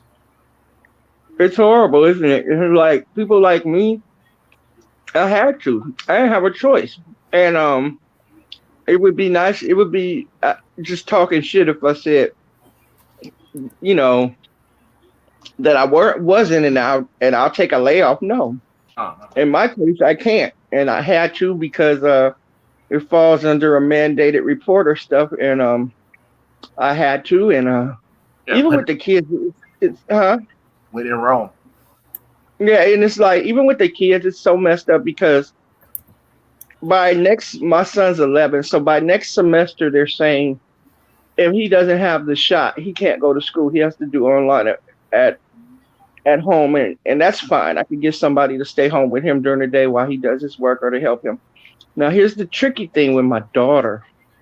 And he, like I said, he's only 11, so they haven't really put the shot. I think they're just now starting to put the shots out for that. But she's 17. If I hadn't got the shot for her, she would have missed out on all her senior activities. She wasn't allowed to go to. She wouldn't have been able to go to winter formal, homecoming, football games. Probably she would have had to do work at home. It just got kind of messed up. So we discussed it, and I did as much checking as I could, and she went on and got it. And that's what they're doing. They're kind of forcing it. And, a lot of parents can't afford to stay home with their children. So they just feel so helpless. And that's crazy. It's definitely a position that I don't envy and I would never want to be in. I mean, it's definitely one of those positions that just sucks to be in. Feels like communism, huh? No, not really. I wouldn't call it. I wouldn't call it communism only because the communists, like at least the Russians, they never forced their people to take shots. They did a lot of crazy things, don't get me wrong, but it just sounds like capitalism to me. This is what capitalism is. Off of these vaccines. So yeah, they're taking them because of that. Yeah. It comes down to property. It's like Johnson and Johnson. I mean, they've been in so much trouble, and Nobody's going to jail. They've been sued a lot. You know, And in this country, that those kind of companies will be. Yeah, with Johnson, they're like, as far as the booster go, they're saying like people who got Johnson have to get the booster after 2 months of getting that shot. that's me. I got the Johnson & Johnson. So I got I had no side effects. My daughter got Pfizer, but I had no side effects whatsoever. And like a week later is when they came out with the blood clot scare. But now they're informing me that I have to have the booster. But that was like 5-6 months ago that I had to have the Johnson & Johnson. But I had no side effects whatsoever. My arm wasn't even sore. I kind of think they gave me a placebo. I had nothing. But but other family members had Pfizer and they all got sick for about a week. And I have nothing. We'll see. Yeah, so like kids 5 and 11 are getting shots now. Yeah, so they're pushing it. So now my decision is, do I just hire somebody to stay with him at home during the day, or do him being in the 6th grade, I don't have to. I actually have a choice. I can have him stay home or go. But I have to do my research because he has other EpiPen-worthy food allergies. So I need to do some more research about this before he goes. And if I don't find it to be safe personally, he will stay home. Like I said, I mean, I have nothing personal against the vaccines. Like, I don't believe in the conspiracy or anything. I just don't like being told what to do, and you only have 4 options in terms of the companies you can go to get this vaccine. I think that's very capitalistic and very typical. So it's just something that I don't like. Because I remember back in like the 80s, they had like the swine flu. I think it was swine flu. It was some bullshit. And they were doing the exact same thing. They only had like 3 companies. You had to get a vaccine. They had these mandates. I think it's just crazy. But it's definitely a capitalistic tyranny. I mean, as far as that goes, I mean, it's really no different than like they tell kids, okay, you can't, in order to come to school, you have to get these vaccines. They specifically want kids to get certain vaccines before they come to school. Black is asking me a question, and I just quickly answer it. No, man, it doesn't matter about the money. I mean, I remember Freddie asked me that question too, and a different question like that, and I told him I'd live in Vietnam for a lower standard of living and be perfectly fine with that as long as I'm free. And you'll be more free there than you would here if they ever close ranks here. So it's not about the money. It's just about being free and having your own choice. And that's priceless to me compared to, getting along to get along and having a good job and doing all that. I guess it comes out like I've traveled all around the world. And Spain, Germany, I've been all in places. And I tell you this, there ain't no place like home. I promise you. I don't want to live anywhere but here. Colorism is very rampant through Italy, Sicily, and Spain. It's a big thing out there. The same thing we're going through here. UK, same thing. People don't take them serious because of the accent, I guess, but it's a big thing out there. I just rather live here than anywhere else. And I am well traveled. Like my passport book is stamps. Been traveling my whole life. Not recently, not within the last maybe 7 years, but I haven't been anywhere that some places are nice to visit, but there's still no place like the United States of America. I've even been to El Salvador, Guatemala. There's no place like here.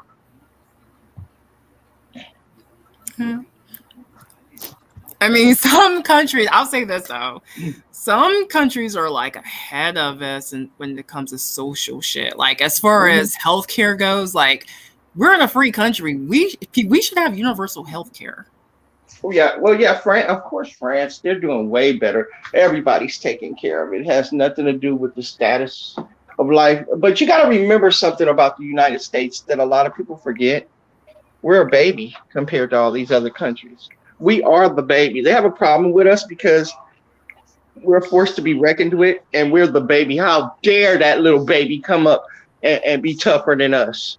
And you know what I'm saying? You But know we're what? Like, pretty much the baby. you know what I like about the United States is the fact that I don't think any other country in the world could have forged us to think the way we think. Meaning that, hold on for a second. Meaning that, like, if we were born, like, if I was born in any other country, I don't think I think like this. I think I only think like this because I'm American. Anywhere else in the world, I don't think I think like this. You know? And just to further add to what Lester Beck was saying, honestly, I think it's in my DNA. I think it's the slave in my DNA that just won't allow me to work for another person. If I had to think about it, I really don't know. It's just something in me just can't do it. But you know, yeah. Yeah, no, the show. I'm not saying it's free. I mean, come on, anybody. We're black. We can't say that. Our ancestors would surely slap us upside our heads for saying something like that. We've all been taught if they take one step, we have to take two. We know this isn't free, not for us. But it's go to if you ever get to Spain. I can't tell you about Spain. I can tell you, but same thing there. They deal with colorism. They deal with on the across the word. board. Yes, it's No not country just is 100% perfect. right. So it's like people always say they'll leave the United States. Hey, before you do that, you need to travel and spend not just in touristy spots. Hang out with the people. That's what we always do. We don't go hang out just in the tourists. I want to know the real place. And then you'll get the gist of what I'm saying. Yeah, there's no utopia anywhere.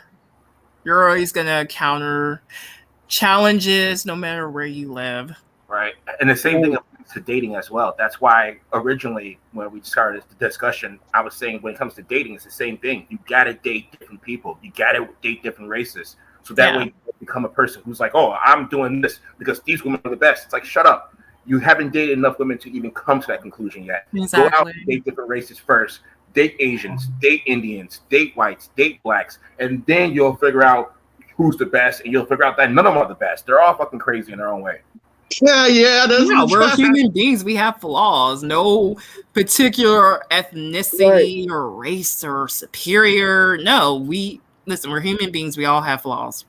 What if you're just attracted to certain people? Like I have a thing that I'm attracted to, and I pretty much I don't really like go travel out the box. I've been approached by different races, but I'm attracted to one thing.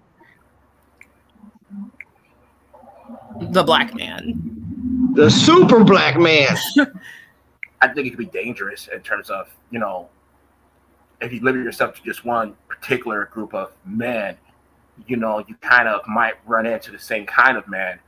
And well, not personality wise. It's a look. It's a look that just gets me going, which is usually super dark. It doesn't. I'm not saying you gotta be thug. I'm not one of those stupid females. I got to have a thug. No, it's just the complexion. And I guess I don't know. They say opposites attract, but I liked dark men before dark men were in style. I know it sounds cliche, but as long as they treat you good and you know what being good is treated like, then that's all that matters. Right. And don't compromise on that. And if you don't compromise on that, then that's all that matters. And a lot of people compromise on that. So, especially when it comes to looks, they'll compromise. Like a black guy, he will compromise so much more for a white girl than he would a black girl if he's into white girls. You get what I'm saying? Right. I just don't like when, this is what gets me, when a black man does date outside of his race. Don't make excuses. You just do it because that's what you're attracted to. Right. But, like, don't say shit like, oh, yeah. I'm dating white people because you guys all have nasty attitudes. Yeah. All this bullshit. Like, stop. Like, it's like you're shitting on your race. Like, dude, we don't want to hear that. We don't want to hear none of that. That's ignorance. They say white girls suck dick better. Yeah, just the stereotype, and just that's a stereotype. Also, it's just so stupid to me. Like, I have encountered brothers that I want a white girl because I like her. She's not wearing wigs and weaves and Shut up. And that's so ignorant because I said, okay, especially if you're probably in the entertainment industry, right? White people do wear extensions. Like, what the fuck? Yes, right. So, and I'm a black woman. I don't wear wigs, and this is another ignorant shit. This is another ignorant shit. Yeah. What you can't assume all black women are wearing weaves. That's another thing. Like black women, if you're taking good care of your hair, it's not impossible to grow your hair long. That's another. No, it's not. No, it's not. No, because I don't wear wigs. First of all, I'm tenderhead. Second of all, I can't say because I have long hair, because I do know black women that have very long hair, but they prefer the wig and the weave. I don't know why, but it's like what black women have to understand is if you go back and you look at black women, even back in the 60s, they had their edges and their hair was fuller and they had longer hair. You know why? Because they didn't depend on white people that make products for black hair not knowing anything about black hair. That shit is pulling their edges out. I have two sisters that have extremely thick hair. One of my sister's hair comes down to her ass. The other one, about as long as mine. I'm about 7 inches past the middle of my back. Why do they have thick hair but long hair? Well, my mom, when she used to do their hair, she never put perms and put chemicals in their hair. She just had lightly pressed it, washed it, and put hair grease on it. And they have all their edges. And it's like my daughter. When I wash her hair, her afro is wider than her body. She has long hair. She has all her edges. She's 17. You know why? I never permed or put chemicals in her hair. I just get it braided lightly on the edges. And all I do is I get her hair pressed and just grease the scalp. So it's like, stop putting on product. And then a lot of black women, we do this to our daughters. And I won't do it. You got you're nappy headed. I want my daughter to know she got beautiful hair. Right. Or using terms like, oh, good hair.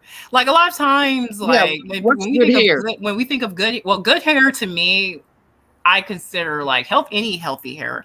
But when you hear that term good hair, you know where that's coming from. You mean like soft hair. Right. Well, I guess because I've always heard that my whole life, but I'm glad I learned something when I was young. And my mom told me one day, she said, "What's good hair?" And I said, "I don't know. They say it all the time." She said, "I think good hair is hair." That's what I think good hair is, hair. Just having hair and taking care of it. Yeah, and it's healthy. That's, to me, considered good hair. So I have good hair, but all I do is wear, like you see on the picture, down. I have 3 styles: down, ponytail, or high up in a bun. That's my 3 styles. I can't do nothing with. I think my daughter and my sisters can do more with their hair than I can. They can get all the bomb styles. I can't have shit. And being tender-headed doesn't make it any easier. I might want some braids. In fact, I did get braids one time. That shit hurt so bad, and it came out within 3 days. I'll never do it again. Oh yeah, even when you get your hair braided, like you have to make sure they're not doing it too tight because they can fuck up your edges out. Yeah, I don't do it. Like I rotate with my daughter. Sometimes you gotta let your shit just rest. Sometimes you don't overly do it with the braids and stuff. Even with the natural styles, like she said, she tired again. She just wanted afro, but then I found out she had to have all type of. I was about to say roots and berries, different oils and stuff, and I was like, shit, this is more work than me just getting it lightly braided or getting it lightly pressed and greased. Shit, the fuck? And so she looked it over. She's like, nah, maybe when I'm older. I was like, yeah, because that's too much work. And relax. And if you think about it, relaxers are really not good for your scalp. Like I saw. No. Yeah, like I saw that documentary, Good Hair, with Chris Rock. I seen what that chemical did to that fucking can. I was like, oh shit. Yeah. See, I've never seen it, but see, I was always taught it. Taught like these people make these hair care products, and how could they know anything about it when they don't even have hair like that? Like, Come on. And the grease I get, and I call it grease old school, but the stuff I get for my daughter's scalp is actually I order it. I don't. It's not in front of me right now, but it's black owned and black made and invented through black people, and I trust them to know about her hair. You know, because technically I don't have hair like so. When she was young, I didn't know what to do. I used to just try and do her hair like mine, and one day, thank God for pure honesty, just just it was just I was outdone. I ran to the black beauty salon, and the woman looked at me and she said, "Hey, come here." She said, "Yeah, you're black, but she's black, but she has black hair." And I said, and it took me like a dumb moment. I was like, "Oh," she said, "Yeah, you got to use products." I said, "Well, I don't want any strong products on her hair. Can you give me something, a recommendation of something made by a black person that knows black hair?" And she did, and that's what I use on her scalp. Right. Yeah, and it's like I haven't gotten a relaxer in years. Like I stopped using relaxers because I realized that shit's not good for your scalp. It's not. Man, And it's I just so hated it. Like I remember as a child getting burned. Like, oh, like I hate the sensation of it when I used to get perms. yeah. See, I don't believe. Here's another thing that I wanted to bring up. I forgot that quick. It was skin bleaching. See, Oh that's yeah, I something covered that that. I Yeah, don't you can like. talk about that though. I don't like that. It's like, why don't you just love yourself? Yeah, that's Why? so Why are people sad. bleaching your skin? Like those.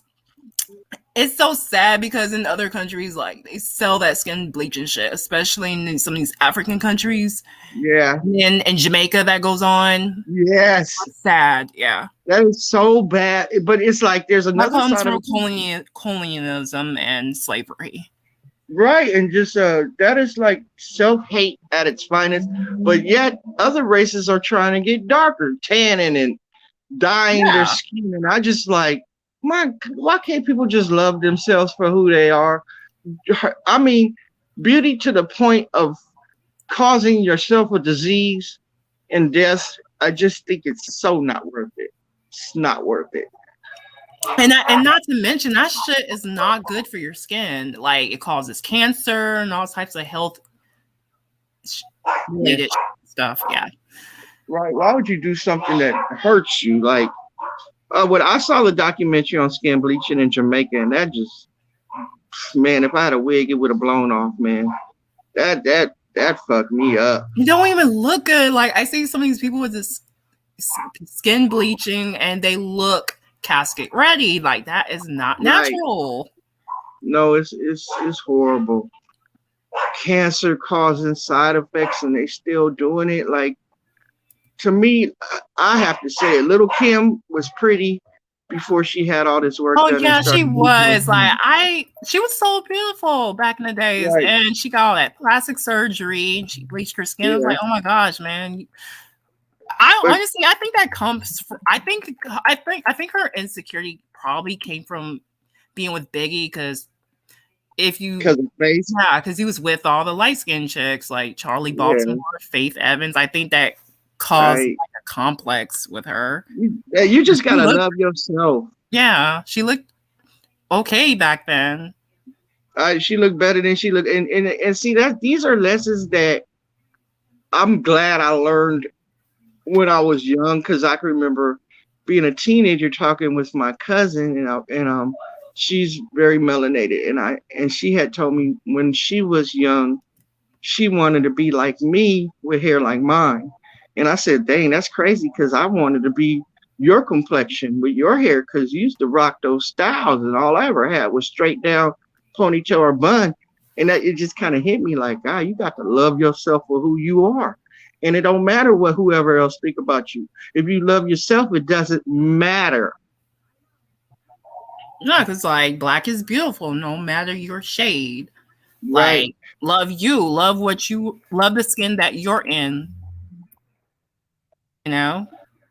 It's just I'm glad I got that. That's be so disheartening. Like I hate seeing that. I don't like people thinking like who they are, what they were born as is not good enough. No, you are beautiful the way you are. And the media does a shitty job representing people.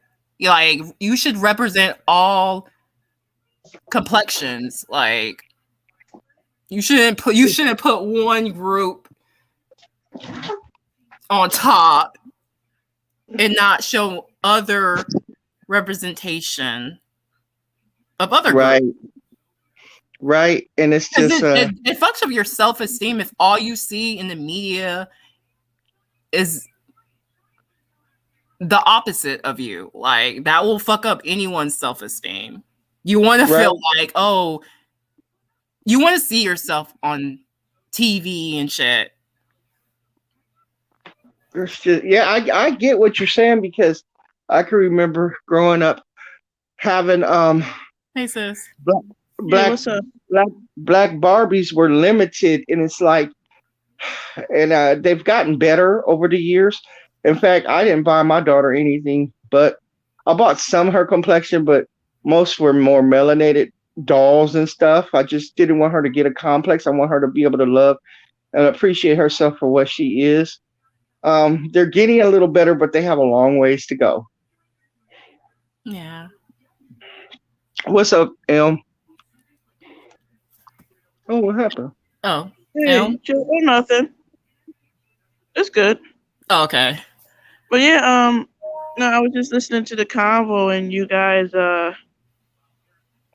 talking about colorism, and I think it's a good topic, and I think it needs to continue to happen because there are a lot of ignorant motherfuckers, especially black people, other blacks, so-called blacks.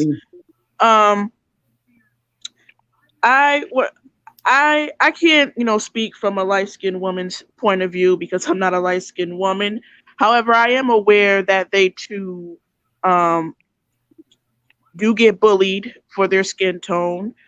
And to me, colorism, whether it's coming from a black person or a non-black person, whether they're light skin, dark skin, or anywhere in between, it's just straight up plain old ignorance. Like Patricia said, it's planned. It was a plan, and that plan is still working. I feel that even though, yes, these conversations are good, in 2021, black people still shouldn't be having them in a sense, because if we're all black and, we all supposed to love one another and ourselves in this really fucked up anti-black society, then it doesn't make sense to divide and conquer by merely someone's appearance. It's just ridiculous. People should appreciate all forms of blackness. People shouldn't look down on one another because of a skin tone, meaning because you're dark, you're automatically a violent, angry person, or because you're light, you're automatically a stuck-up, conceited motherfucker that think that they're better than everybody. I think it's really childish and dumb. And like I said, these conversations are great, but on the other hand, I feel like we should excuse me, we shouldn't be having them this late. In the years, especially being over in this country. I feel like it's real sickening at this point. But that's my take on it. Yeah, I agree, and I think they're going what Ellen was saying. I think the reason why people are like that is because they don't take it serious. Like, they're not threatened in such a way where they see white supremacy as like a threat. They just don't see like that. So to them, it's like, I could just waste my time on talking about like something else that has something to do with white supremacy, because white supremacy does not exist in their world. So a lot of black people are kind of like that, where they just don't have that, they just don't take it serious. They just think that it's a non-issue. White supremacy. Yeah. You can you guys hear me clearly? Yeah, we can hear you. Okay, something else that has gotten me over the years, and it's happened to me quite a few times. where I had a homegirl. She just as light as me. The only difference is that her hair is thicker and she has more quote unquote stereotypical black features than myself, fuller lips, whatever, stereotype bullshit. But she had a friend who was very melanated, and this girl could not stand me. And then one day my friend came to me and said, "Man, I asked her what her problem was with you, and she said, I can't stand bitches that look like her, the more yellow bitches." And I was like, "But you're Wow. my complexion." I said, "You're my complexion." She said, "I know, I told her." And she said, "But your hair is different." And she just like, damn, so if I would have been light with thicker hair, it would have been a okay. But because my hair didn't fit your narrative of a black person, you had a problem with me, which I think is pure ignorance at its finest. Agreed. Yeah. Yeah, a lot of dark skinned black women, um, whether they are aware of colorism or not, I think they take a lot of their anger and eternalize self hatred out on others as well. Because I've experienced colorism from other dark skinned black women as well, which I know is weird, but yeah, Oh yeah, it's I've experienced girl. that. You were listen. That yes, that goes Mhm. on. Let me tell you something, and it'd be crazy though, because like I be like they be around the same complexion as the person they're taking digs at. I'm like, you Mhm. do realize you're not light skinned, huh? Yeah, that gets me when I see it on here. I'll be like, "What the fuck? Y'all the same complexion, you dumb bitch." Excuse my language. Right. No, but I no, just get absolutely nasty. right. Um I feel like a lot of dark skinned women have a lot of terrible experience when it comes to that, especially dealing with men. So they take it out on women of lighter skin tones, which I think is unfair. Yeah. Yeah. When we speak of colorism, well, me and people that I know, we're not attacking the person's skin tone. We're attacking the mentality or the social Hmm. construct, if you want to say that. Like, we're not attacking, a person that's retarded. It's not a fault to be born with a certain type of skin tone. It's ridiculous. Yeah, you're born with what you're Hmm. born with. Hmm. Hmm. And let me give you another thing that a lot of people, I don't like when black men approach me and they're ignorant enough to tell me they like me because of my complexion and my hair. That's a turnoff. That's a big turnoff to me, because being the black race, we can have look at my parents. They had me. I mean, out of all I'm the second to the last. Okay, you think after having so many brown babies, they thought they were gonna have a light baby like me? Like, and I had a cousin like that too. I want to be with a white woman because I want light kids and I want them to have good hair.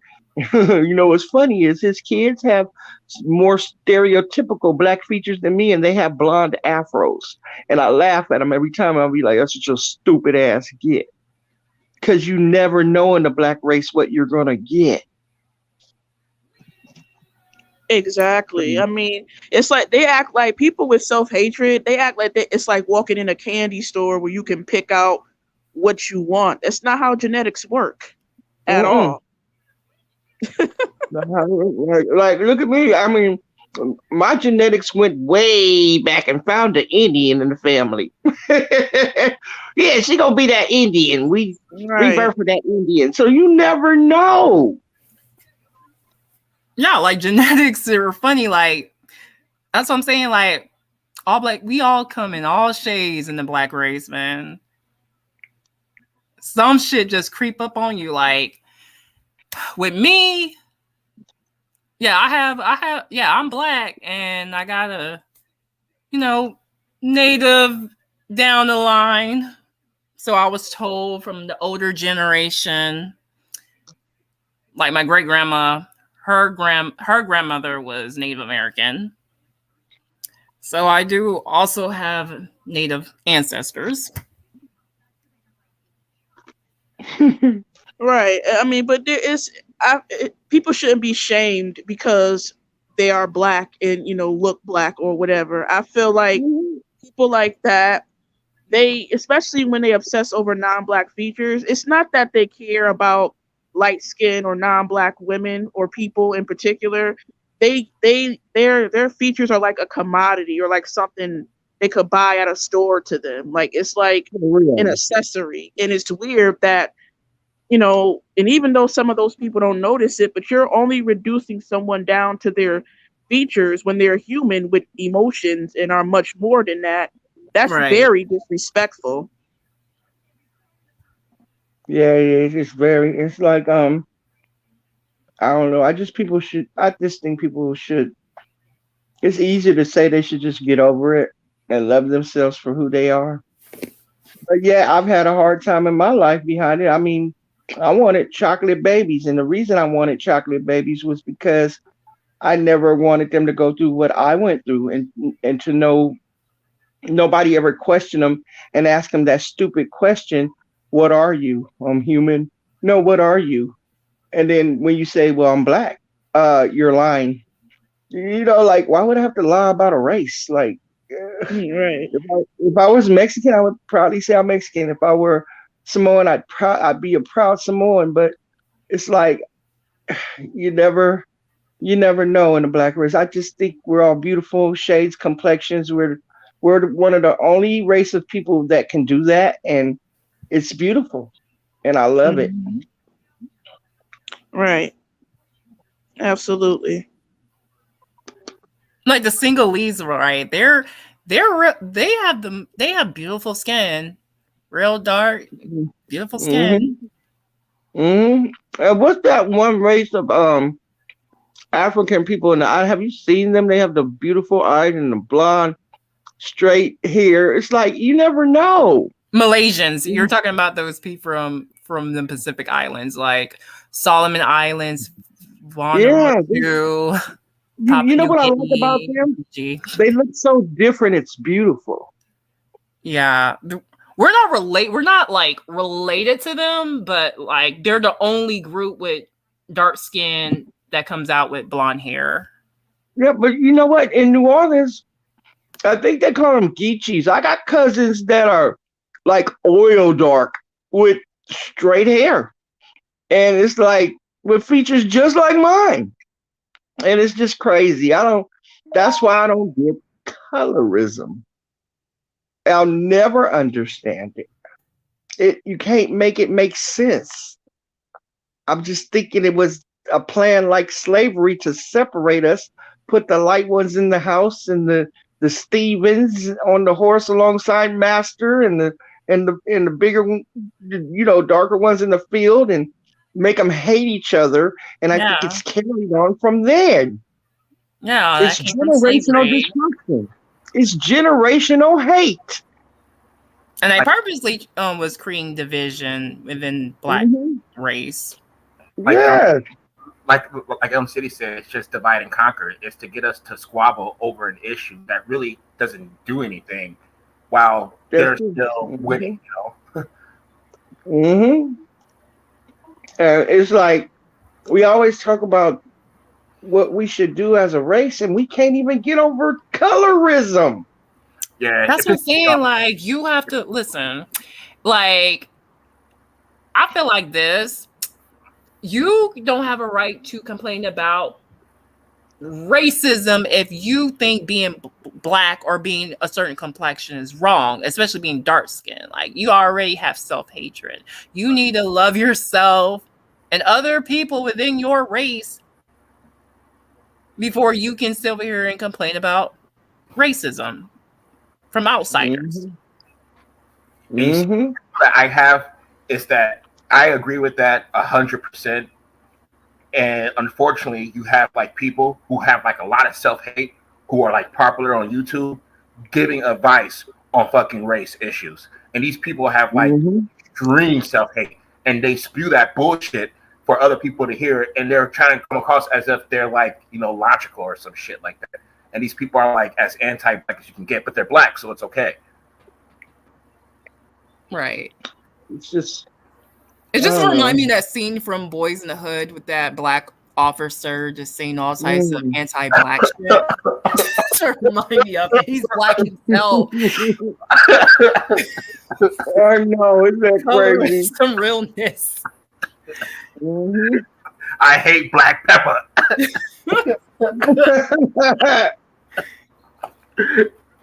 That's funny. Yeah, just and that happens a lot. You know, I got what they were saying in the movie. It took his pride and shit, but that's how the black cops are sometimes in Los Angeles. They're horrible. They're worse than the other races, you know. But it's just at the end of the day, it is a disgusting thing that they plan for us, and we keep repeating it throughout history. And I can't stand people that I know are colorists. And they try to talk about what needs to be done for the black race, and I'm just like, man, you can't even get over. Look at, and I hate to say this for you, excuse me, Muslims, but I have to point it out. The Honorable Elijah Muhammad was married to a white woman while he was spewing all that hate. Make that make sense. You're always gonna have the hypocrites. Damn. Elijah Muhammad, he had a lot of baby mamas. That's another thing. That's another reason why Malcolm X fell out with him, because he saw him as a hypocrite. And when he went to the motherland and he saw the truth that Muslims came in all different races and complexions, and when he found out the truth and decided to break away, and people forget, white people didn't kill Malcolm X. His own people killed him. But yeah, no, Muslims don't like this. When I mentioned that the Honorable Elijah Muhammad was, one of his wives was a pure, blonde-haired, blue-eyed white woman that he had children with. See, I can't follow no hypocrites. That's what I got to have my own mind too. And that's another thing. Like Nation of Islam is nothing like mainstream Islam. Like, that's just another sect of its own. It's just a hustle. I mean, yeah. I've always seen this as a hustle. I mean, when I used to listen to Elijah Muhammad speak or listen on a video, it's just a hustle. I mean, it's just unfortunate that you had a real one like Malcolm X get involved with that shit, but it is what it is. I mean, without that, he wouldn't be Malcolm X, I guess. But, you know, it's just a hustle to me. Yeah. And Malcolm X, he was Grenadian. Well, his mother was. He had a Caribbean background. Yeah. But he was still a real. I mean, he had that spirit, and that's all that matters. I mean, that's all I respect. And he was very intelligent. Like, he even told this story because he was the only black kid in this white school, and he wanted to be a lawyer. And this bitch teacher told him he would be better doing some unskilled labor and shit. But he wanted to be a lawyer growing up. Because that's what they used to do. They used to make the black teachers promote that back in the day. They used to have classes when my mother and father went to school for being a butler, being a chauffeur, being a maid. They used to have those type of classes for black people. No. Well, no, I'm not, Jafar. You can look it up. It's just a lot of people don't know about it, but it's there. The Honorable Elijah Muhammad had lots of wives, and one was white. I mean, I wouldn't doubt it. I mean, I wouldn't doubt it. I mean, I don't know because I listen to the dude speak, but I don't investigate him like that. But I wouldn't doubt it at all. I mean, a lot of those dudes are fucking hypocrites, so that would not surprise me in the least if he had a white wife. Well, and Jackie, I feel what you're saying, Jackie, but no, my great grandmother, whose complexion and stuff I take after, was a Native American Indian. She was a Choctaw Indian. That's who I take after. She was native to here. Well, what happened to Malcolm is actually what I was saying earlier of how that generation of like black intelligentsia and wealth was totally retarded by the system that totally took it away from them. So you couldn't even have like a generation of lawyers. You know how some white folks could say, well, I'm a lawyer and my dad was a lawyer and his great daddy was a lawyer and they all went to Yale. So we have this type of, I forget what they call it, when you could get like in Yale based off of your past families going to Yale. I forget what that's called. But we don't really have that because it was denied to us in the case of like Malcolm X. Had he been encouraged to be a lawyer, he would have been a great fucking lawyer. But, you know. Mm-hmm. Yeah. And he was in an all-white school. Yeah. Right. Man, you gotta know American history before you can't argue on one point. Like even Native American Indians had black people as slaves. Everybody had us as slaves. They had black slave. They had black people as slaves. In fact, I forgot where that was. Was it Oklahoma? Where? Well, in New Orleans, like the free blacks, some of them owned slaves. Mm-hmm. Yes, and I think that was Oklahoma. Don't get me. Yeah, Oklahoma. Yeah, you're right. What happened? There was they called them 5 civilized tribes, and it consists of Seminoles, Choctaw, Chickasaw, Cherokee. I forgot the other term. I forgot the other tribe. But anyways, they own slaves as well. And so there was a situation called Trails of Tears, which means the government like pushed the natives out of their own land and sent them and the slaves they had to Oklahoma. Yeah, and then eventually to pay them back, they gave their descendants, the children at that time, acreages of land. And then at that time they gave the little white children and stuff what they thought was the best land, and they gave the Indian and black children the hilly rock, the land with all the rocks, not knowing underneath that land there was oil. So at one point in America, you can look this up, I forgot her name, the richest person in America at one point was a little black girl, and they were trying to but see, black people back then weren't allowed to have anything. Her parents were ignorant, and these people didn't even have shoes. So they appointed a white person over this little girl's money that she was getting every month for that oil. And that white person was taking advantage of her. And W.B. Du Bois came in and saw the situation. And W.B. Du Bois was like, no, little black girl, we need to be over our own people. And he was like, they still walking around in a leaning shack with no shoes on, and she's the richest child in America right now. So somehow they got her, and she was rich for the rest of her goddamn life. Y'all can look that story up. Look up a little black girl that was owned by Indians at one point that became the richest person in America.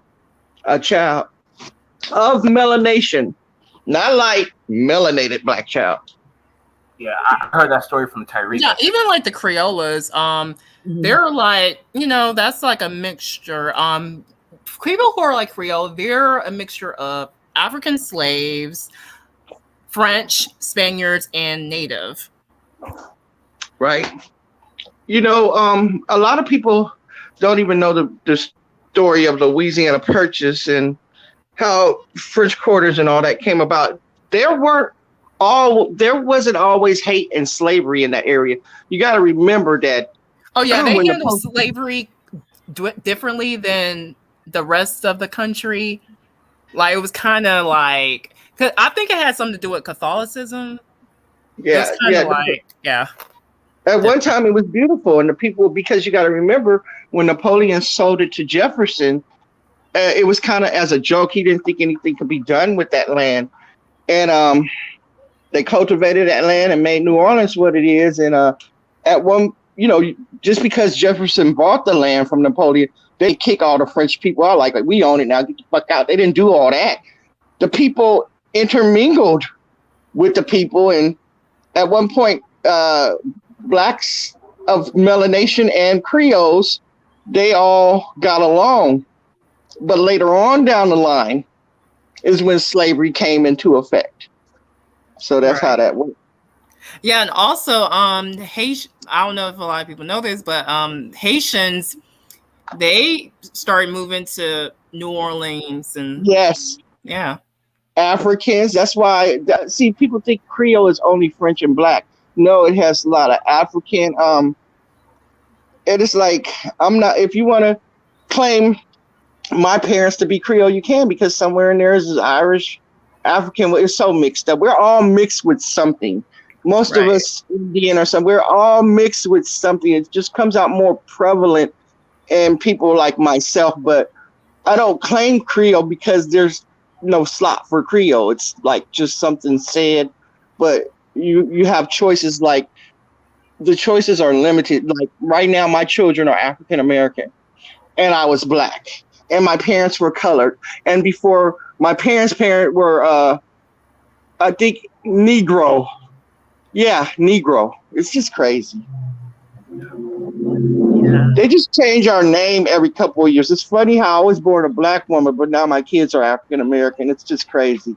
Yeah, like okay, like we were first Negroes, and then we were colored, and then black, You know, Negroes, Afro colored, black, American. African Now American. Jesse Williams, Jesse, what's the fuck? Jesse Jackson. He brought African American to mainstream. We started calling ourselves African American. Right. And then a lot of black people don't like being called African American.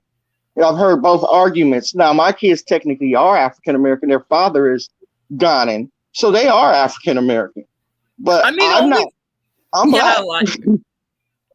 like the reason why we call ourselves African American, since we don't know exact tribe we came from, we Right. just call ourselves African American because we don't know which tribe we came And from.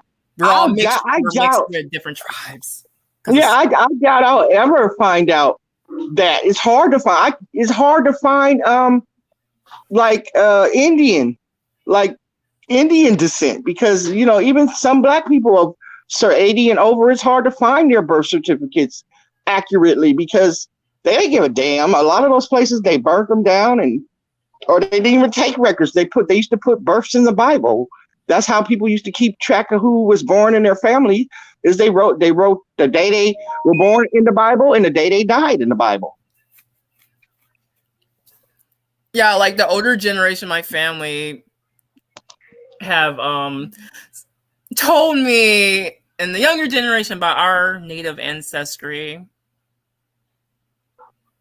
It's just I've thought about doing the genealogy, but it can only go so far.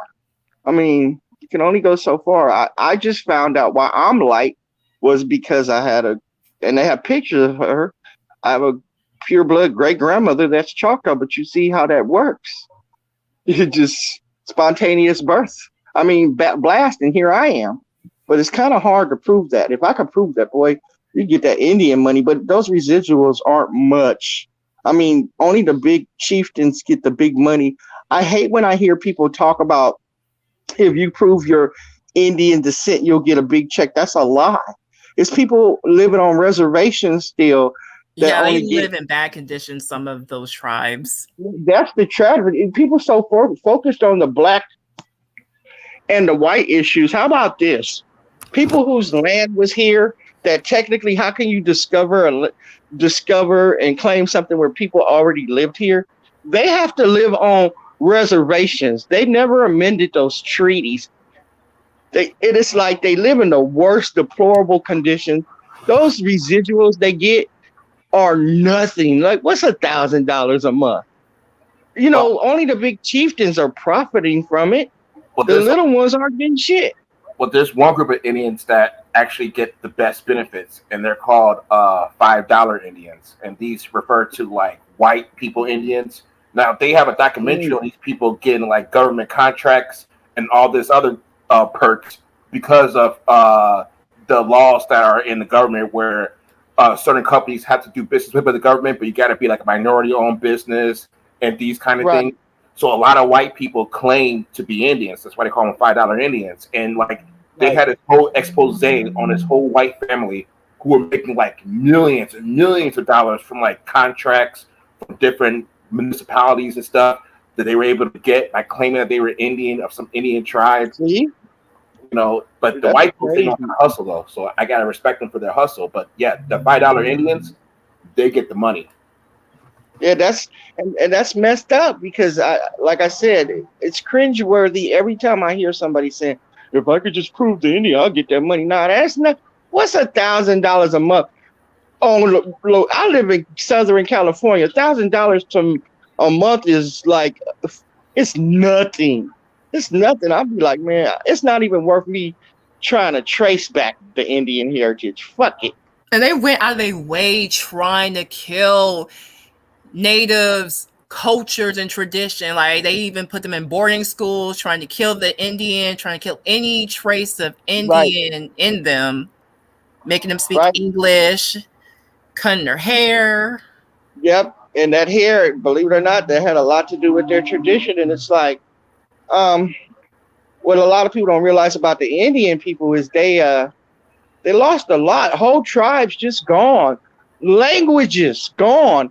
I think they made a movie about it in World War II. What helped us beat Hitler was code talkers. They had this cracked all the languages and codes, but they couldn't figure out Native American Indian. It was Navajo. That's the language they were using. They couldn't figure that one out. Yeah, it's called helped win the war. Yeah, they went out of their way trying to get rid of their language, but they needed it when it was beneficial to them, when they needed to beat the war. Right, that's why. I was going to say, you know what I found amazing about that movie too? And this is just more of a genealogy thing. It's that the Native Americans, the Navajo, they came from fucking like Siberia and shit when they first got to the Americas. So I'm almost surprised that the Japanese did not get that or did not understand that what they were listening to was a Native American language. Because I'm telling you, a lot of Siberian and region kind of sounds like Indian. It sounds Native American, which they are. Right. And Simon, you're right. We need to stop saying Indian because that's a mistake Columbus made when he thought he was in India. Yeah. They are Native Americans. They are just Native Americans. Or you can just call them American Indian. So you You're right on that one. Let me correct me and I accept it. Yeah. The natives. But I don't know when this is going to end. It's like one thing about Americans in the United States is we're kind of prejudices are instilled in us from young. What did we play when we were little? Cowboys and Indians. The Indians were always the bad guys. And it's just in us. And refer to them as savages. Yes. And then we focus on just the black and the white issues. That's why I brought up the Native Americans right now. That's why I brought them up, because it's more than just black and white. I believe that Native Americans have gotten the worst end of the stick. They still have to have a green card living on American soil to leave the reservation on American soil. That is a tragedy. And nobody says anything. And not only that, the government tried to build these oil pipelines, like just fucking up these people's land. I didn't even know that about the green cards. Yeah, they have to have to leave. They just can't leave. It's kind of like when you apply for a visa in another country.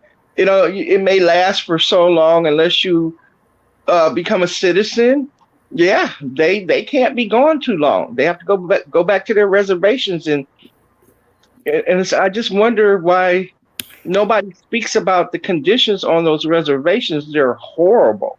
I wouldn't put a dog there. Yeah, it's terrible. Probably because it's out of mind. Mm-hmm. That's another thing like that always irked me in the media, right? That's why there's only two shows I know about like that's in the modern era. Like I get annoyed, like like anytime they show a Native American, it's always in the past. Like show Native Americans of 2021 on a TV show or a movie. Like what the fuck? Yep. And they don't. You're exactly right on that. They don't. And it's a tragedy. Just like yeah, it's almost like saying these people don't exist. They do exist, and they need to be shown more often in the media to show like these people are still around. Just like the indigenous people in Canada, just like the Aboriginal people in Australia. It's like they've gone through a lot too. Like every descendant of in Australia is a descendant of a criminal. Can't help because it was an island used for criminals. You just drop them off in the water and swim to the island. Who taught them to survive? The people who were already native to the land, the Aborigines, the Aboriginal people taught them. And then what did they do to them?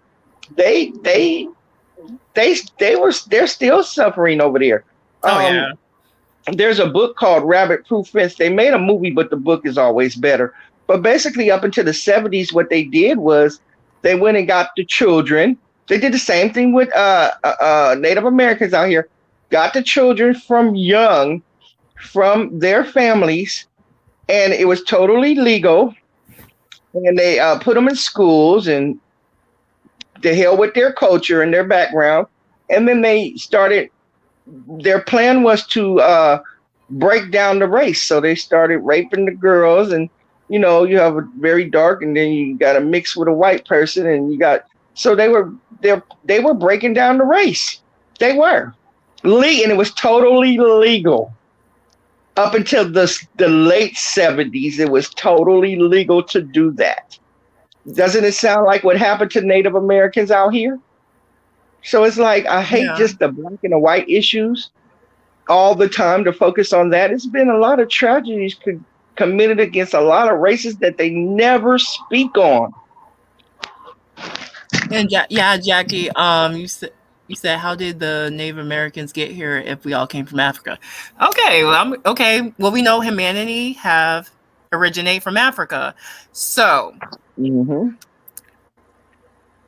years went by and they started leaving the continent of Africa, populating other places. And the reason why we have different skin complexions is we adapted to the environment. So if a white person, you know, we were dark skinned at one point, right? Our ancestors. So when they went to Europe, right, they were going to the colder region, their skin changed because they were adapting to their environment.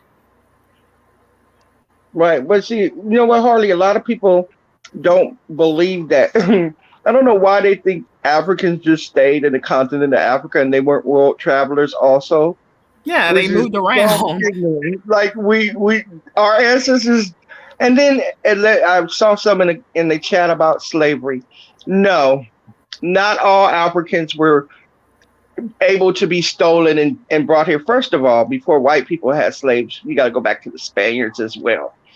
Well, Portugal started the whole slave trade. Thank you. So what happened was, you know, in Africa, they had their own thing going on where they had the big chieftains attacking other villages, making them slaves and stuff. Though a lot of those got sold into slavery. But Shaka Zulu, not the movie, the real story, proves to you that those people weren't able to just go up in there and just steal black people. Shaka wasn't having it. He wasn't having it. So I'm just saying that anybody that just believes that all black people were stolen and just brought over here, they're idiots and they don't know history. Yes, and this is what people need to realize, man. Slavery was pretty normal around the world even before then, but they did things differently. See, there was never a utopia in the continent of Africa. Tribes beef with other tribes. So, and this went on everywhere. So if you like want a war, what you do? You sell the defeated parties, you turn them into slaves.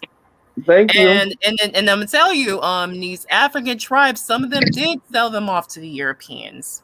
They have benefited. Well, the first, actually, the first ones to start slavery in Africa, it was the Arabs, and it was under Muhammad and the Islam that started first, and they started centuries before the Europeans did. And in fact, the model that the Europeans used was based off the Arabs, but it was actually a lot more humane, the European slave, than the Arabs was, because the Arabs used to their slaves.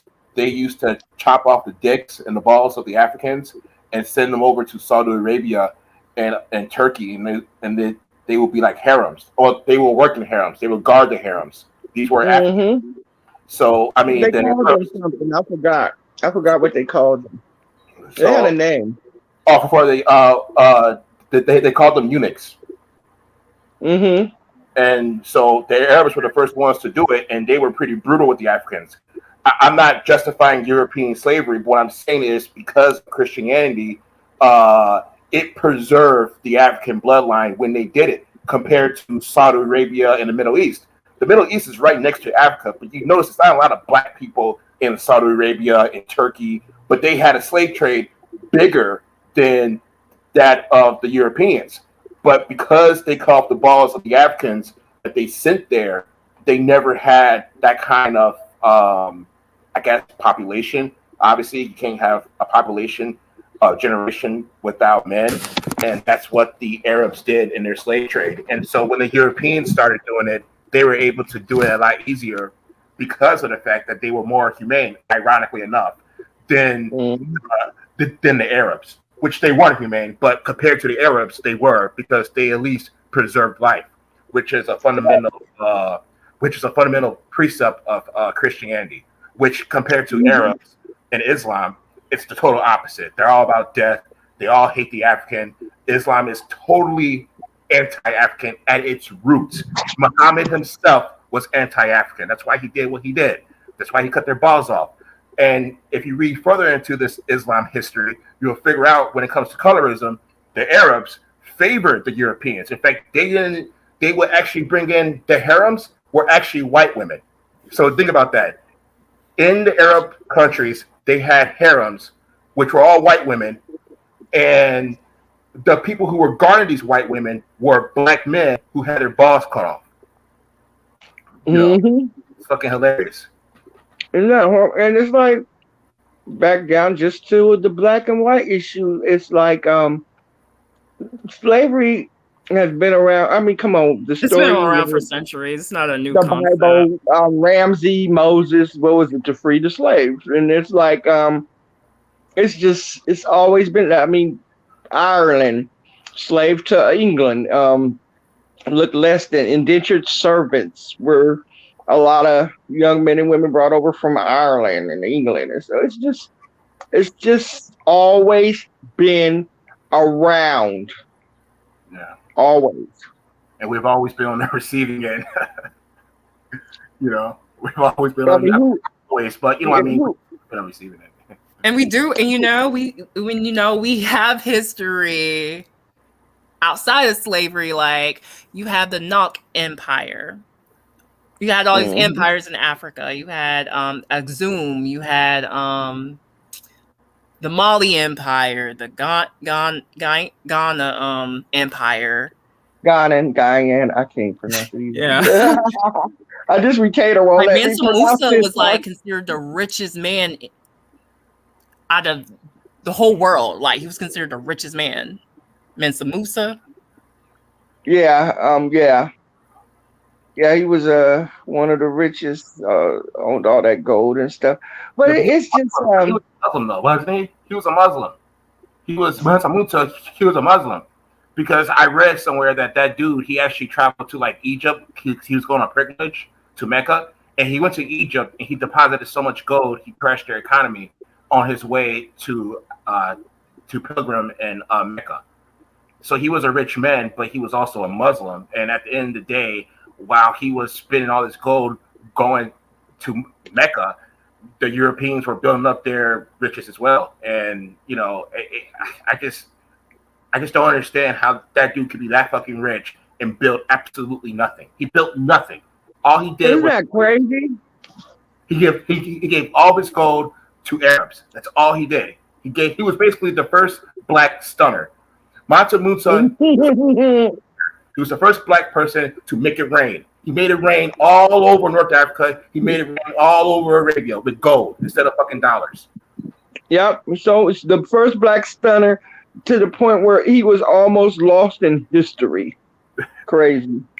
Yeah, that is shameful. I mean, like when I read about him, I literally put my head down like, damn, bro, you couldn't fucking at least build a fucking navy or something and fucking go up in, you couldn't fucking conquer Italy? Shit. Mm-hmm.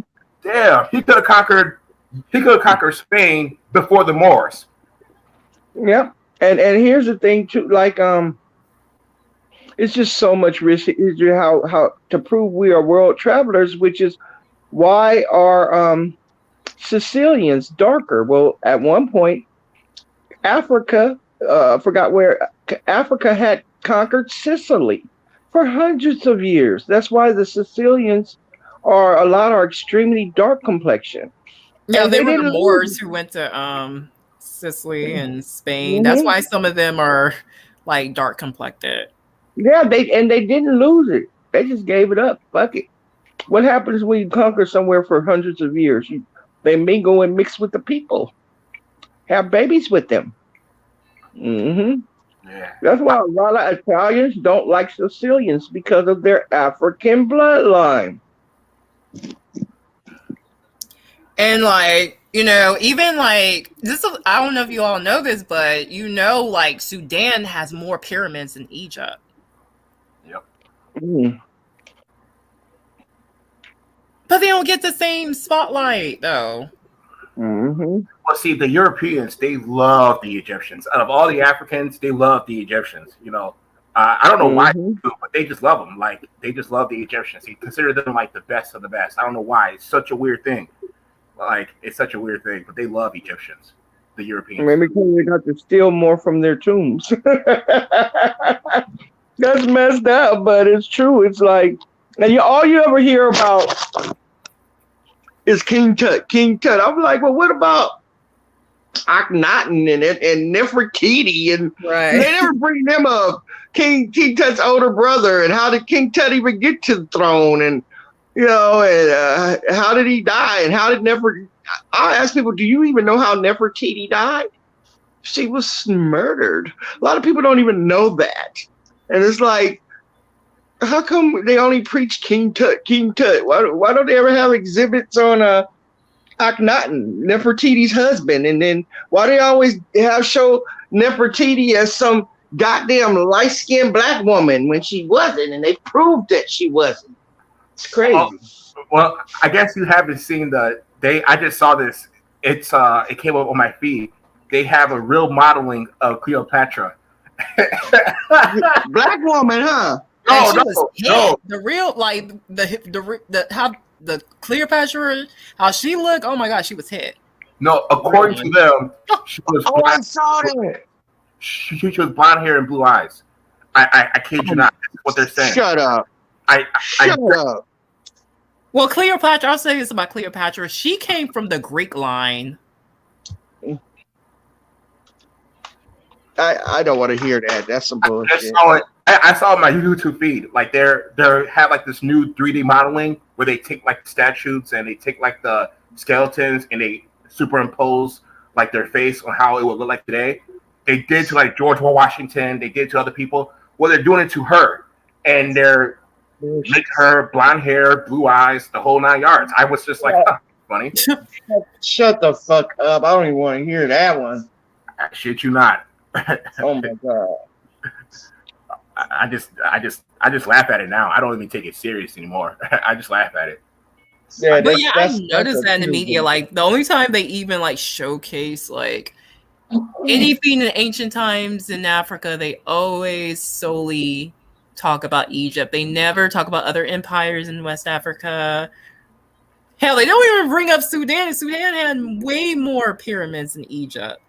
But then you got to question the Bible too, because look how they make Jesus look in pictures, but look how his description and the way he looks nothing alike. It's like, wait a minute, I don't know any white person unless he's a Jew. Or what happened? Nah, not for the climate and the times. I'm sorry. You know why I think they Yep. focus on like Sudan? I mean, that they don't focus on Sudan. It's because the Egyptians actually conquered an empire, but they never went south. Like they always got their asses kicked by the Nubians, but anywhere else they went, they Right. actually did conquer. Like parts of like the Middle East and that shit, and North Africa. But they will always get their asses stumped with the Nubians. That's why they only had that. They never went down further south. Their empire never extended south. It always extended north and east. Do you believe in these curses that they say they got when I believe that these motherfuckers were smart. I believe that a lot of, even though they were barbaric, a lot like embalming, the way the Egyptians did it was perfect. I believe they had certain releases of poison. That's why mainly the people who, I don't care what they call them, architects, whatever, they raided those tombs. They raided, they stole and put that shit in exhibits. It's stealing.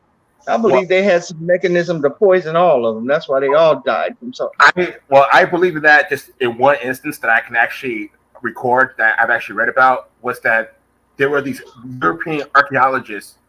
They were from Russia that were unearthing a tomb, and above the tomb it said, "Anybody that unearths this tomb, grave danger and grave catastrophe will come to your country."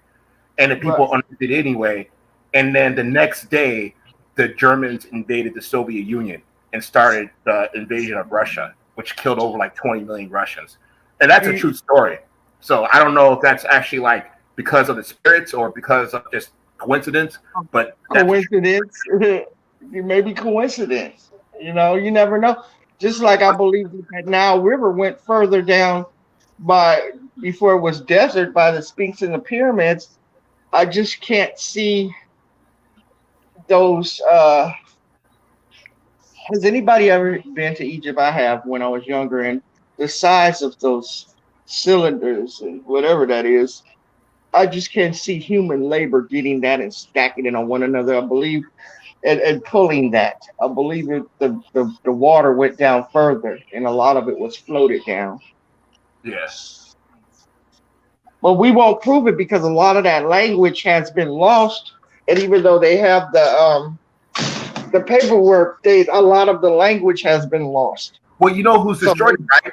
It was the Arabs that destroyed all that shit. The Arabs are the ones who destroyed all that shit. I mean, it was the Europeans. Again, I'm not praising these people, but it was the Europeans that found the fucking Rosetta Stone. Before that, the Arabs would just wipe all that shit out because it wasn't considered Islam and all that shit. So all that history and all the defacing and just all the destruction of Egyptian theology history is because, again, I am bashing Islam, but it's because of Islam. I mean, they're the ones who did it. They wiped out history almost completely out. It had not been for the Rosetta Stone and the Europeans, we wouldn't know shit about the Egyptians. Right. And in fact, one of those invaders, that's what they say, they modeled Jesus off of his son. I forgot the name. Shoot, I need to take notes. I didn't know you were gonna have a show like this because I'm bad with names, but that's who Jesus is modeled after, one of the invaders' sons. And not only that, like Christianity been in Africa a lot longer with the Ethiopians. Like they had their own brand of Christianity way before colonization or whatever. Well, if you look at Greek mythology and you compare it to African mythology, and even the Bible, which forgive me, Christians, but I have to say it. A lot of the stories in the Bible come from what predates Greek is African.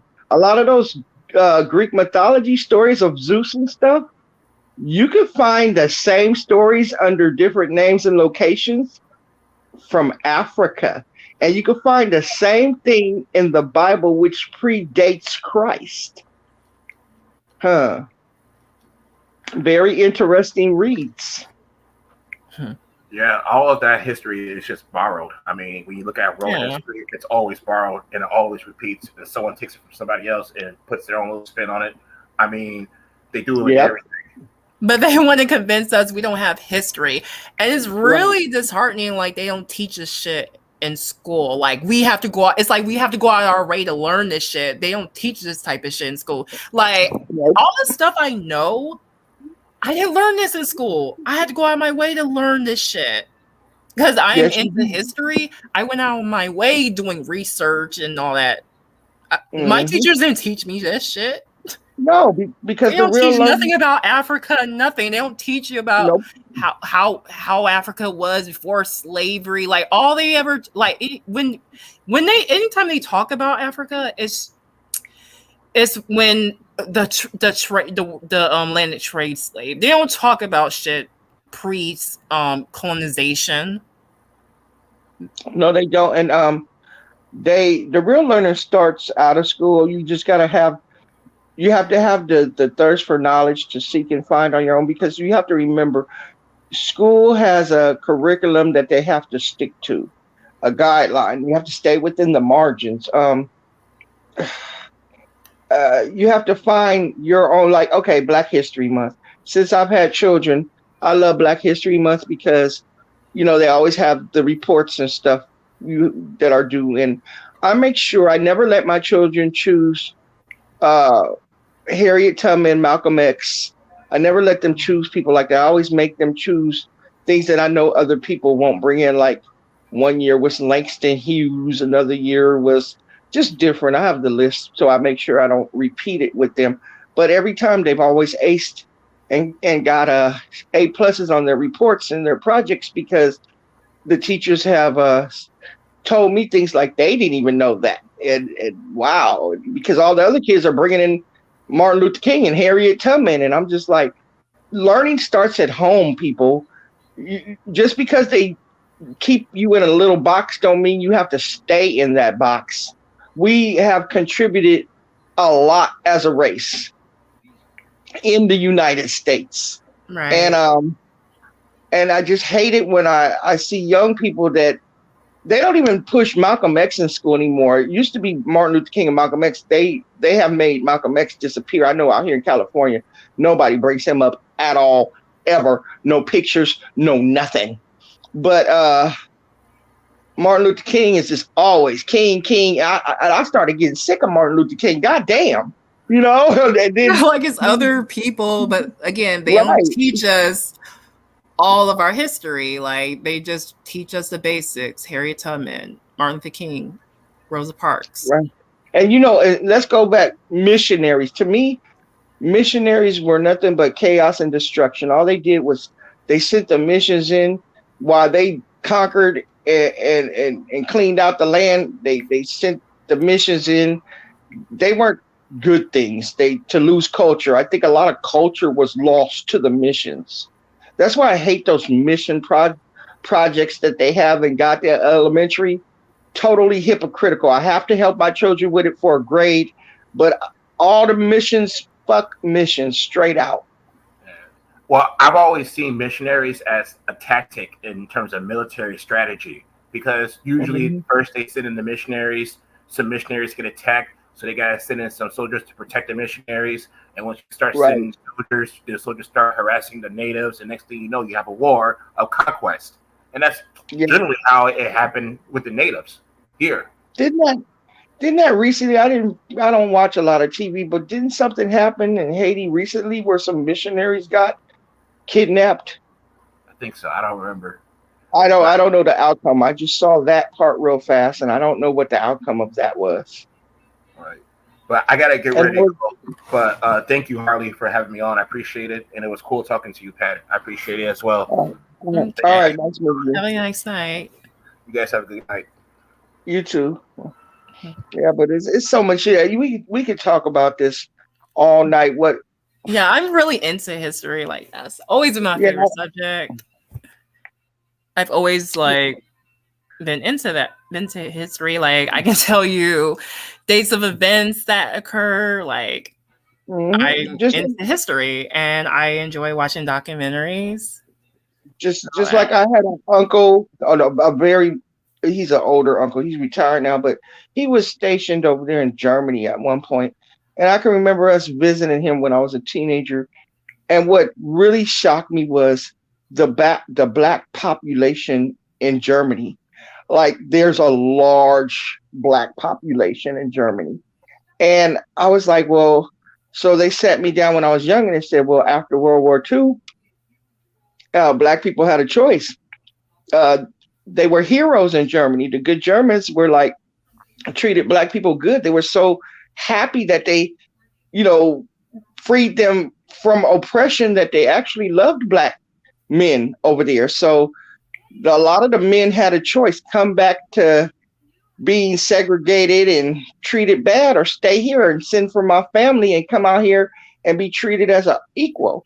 And they chose to stay in Germany. So yeah, Germany has a very large black population.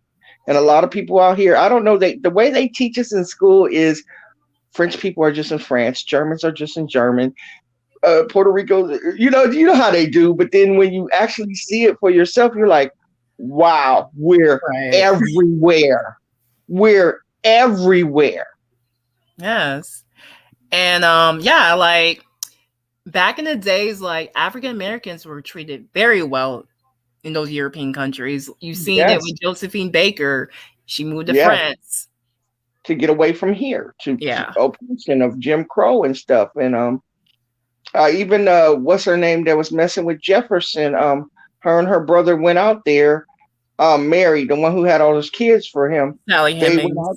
They went out there. Her brother stayed on as a chef. He died in his 30s because he became an alcoholic. But because she loved Jefferson so much, she chose to come back here with him. Her brother begged her to stay out there in France, but she just was young and dumb and wanted to be with that president. So she chose to come back. But, you know, I wonder now if she knew what she, you know, if she were in modern day times and it was like that, would she still choose to come back to this? Because to tell you the truth, if I lived in those times and I'm fighting a war to fight against oppression, how hypocritical can you be? You're drafting everybody to win this war because Big Bad Hitler and everybody else is oppressing the Jews. But then you come back and you're being oppressed. I would have probably stayed also and sent for my family, like a lot of them did. Yeah, and even the black soldiers, since they've been around the world and shit, it was motivation for them to come back to this country and fight for their rights. Mm-hmm. Like the ones that came in, they fought, but they went through hell. They just it's been hell. And I think what in the black race, what has happened now is the older people like to say it's the younger generation. But I blame the older generation because you guys got handed little things like you don't have to sit at the back of the bus, and you thought that was the end of the fight. You got comfortable and you stopped talking about it. And a lot was lost in history because it's obvious in school they don't teach it. So when you don't talk about something and they erase it from the history books and change history books, the knowledge is lost and we are deemed to repeat history. And then they preach little things to the children. Don't see color. You just see people bullshit. Then what happens is you desensitize people. They are no longer sensitive to the plight of the next race because you're teaching them to just see people when it's obvious there's a race issue still going on. Nothing has changed except for the year. Nothing has changed except for the year. And black people, the older generation got too comfortable with crumbs. The fight was not over. And they got comfortable with crumbs. So no, I blame the older generation for getting comfortable because the fight should have continued. Yeah, and we're still fighting to this day. Like we're playing catch up. We're playing catch up, honestly. Right. And it's just too comfortable. You should have. In my mother's generation, they seem like her friends seem more educated because back then they had no choice but to go to segregated schools and to be taught. But those were good teachers. They were trying to teach them to be better. they had to get money, which was funding from white people, had to have those classes for butlers and maids and chauffeurs and stuff, but they were still trying to educate them, because a good education will take you a long way. I don't know if it's an anomaly or they like to look at that smart nigger over there. I don't know what it is, but you can get further through an education. Look at Frederick Douglass did it in the middle of slavery. He was a lawyer and he did it. I don't know if they were looking at him like, look at the little smart monkey, or you will never know, but he made great strides. Look at W.B. Du Bois. Look at Marcus Garvey. You know, it's like the younger generation, they don't even know who the hell W.B. Du Bois is.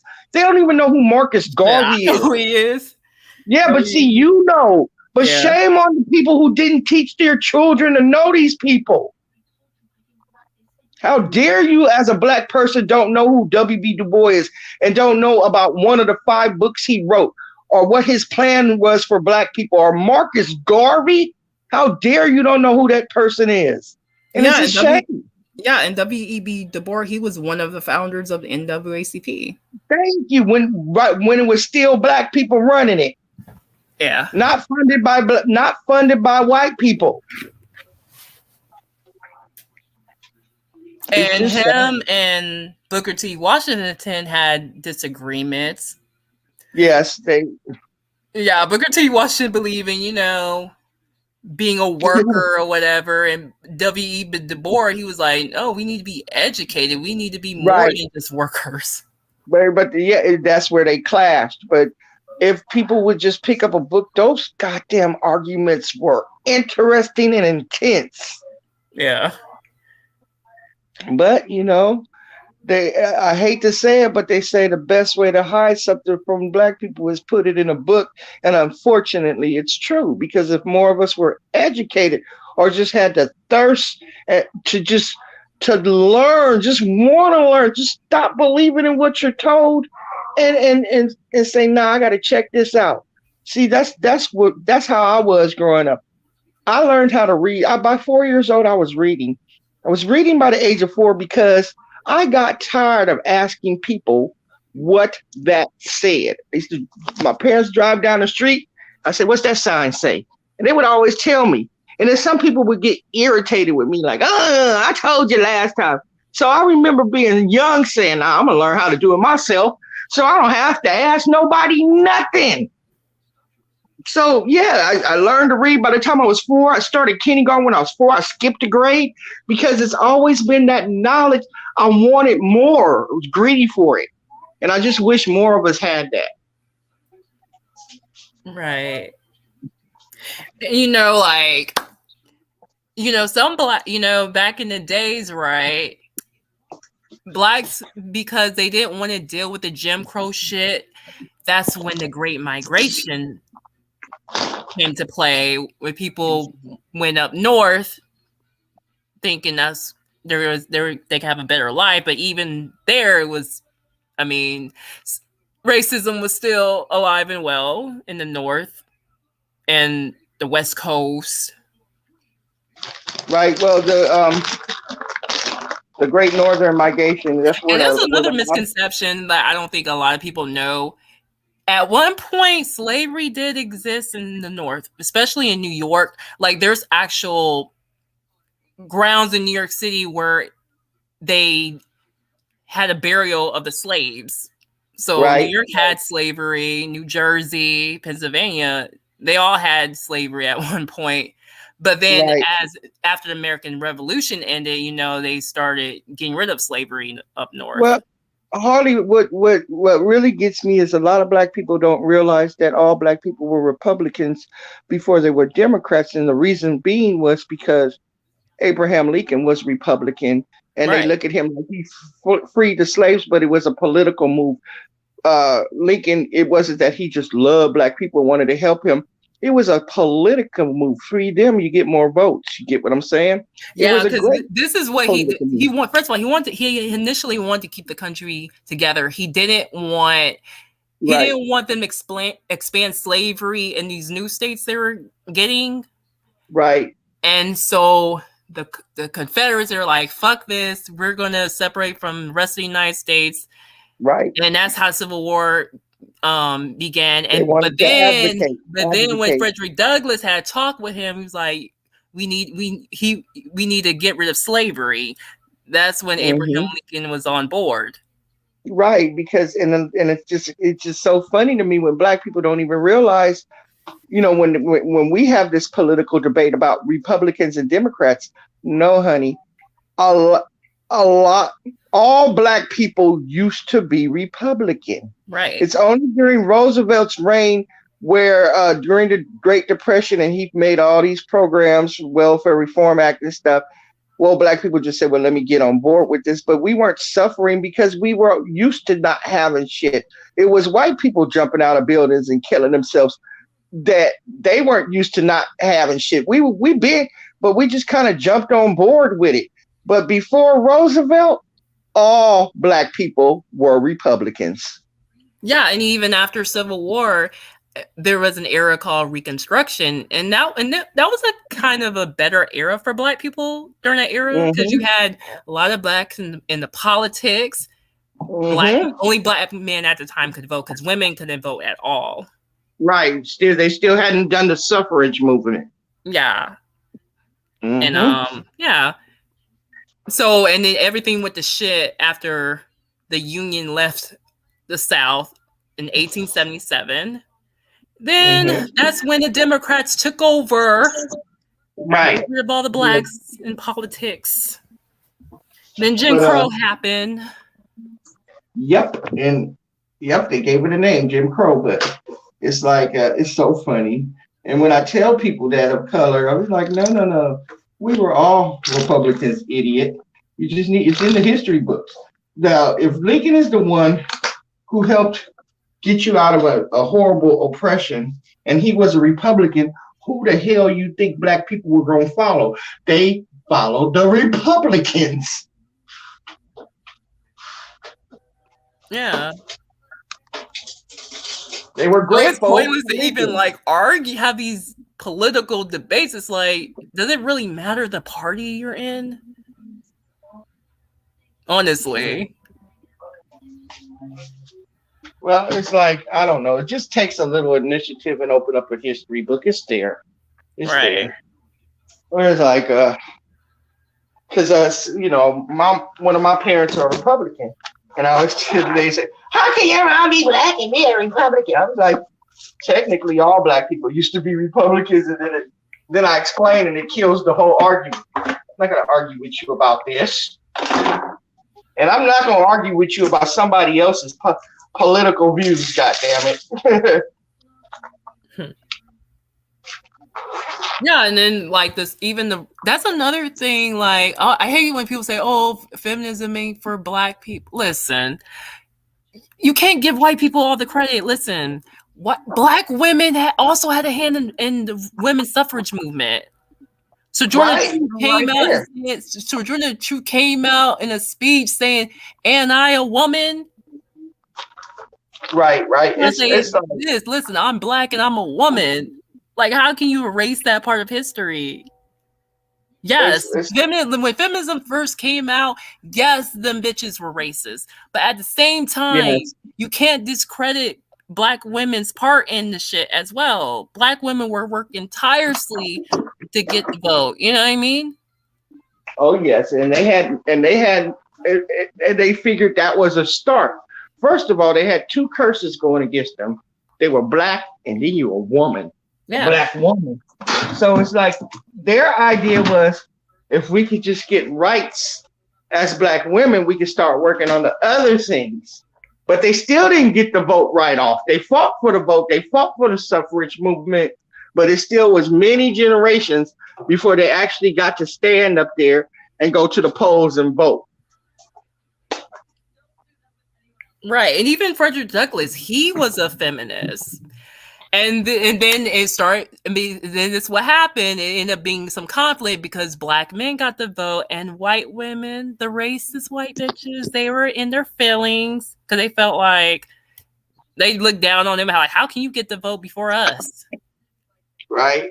It's just it's history, and it's beautiful. And maybe you having this topic of colorism and history will inspire some of us to pick up a book, because when you read it, it's not in text. I give them this tidbit, Harley.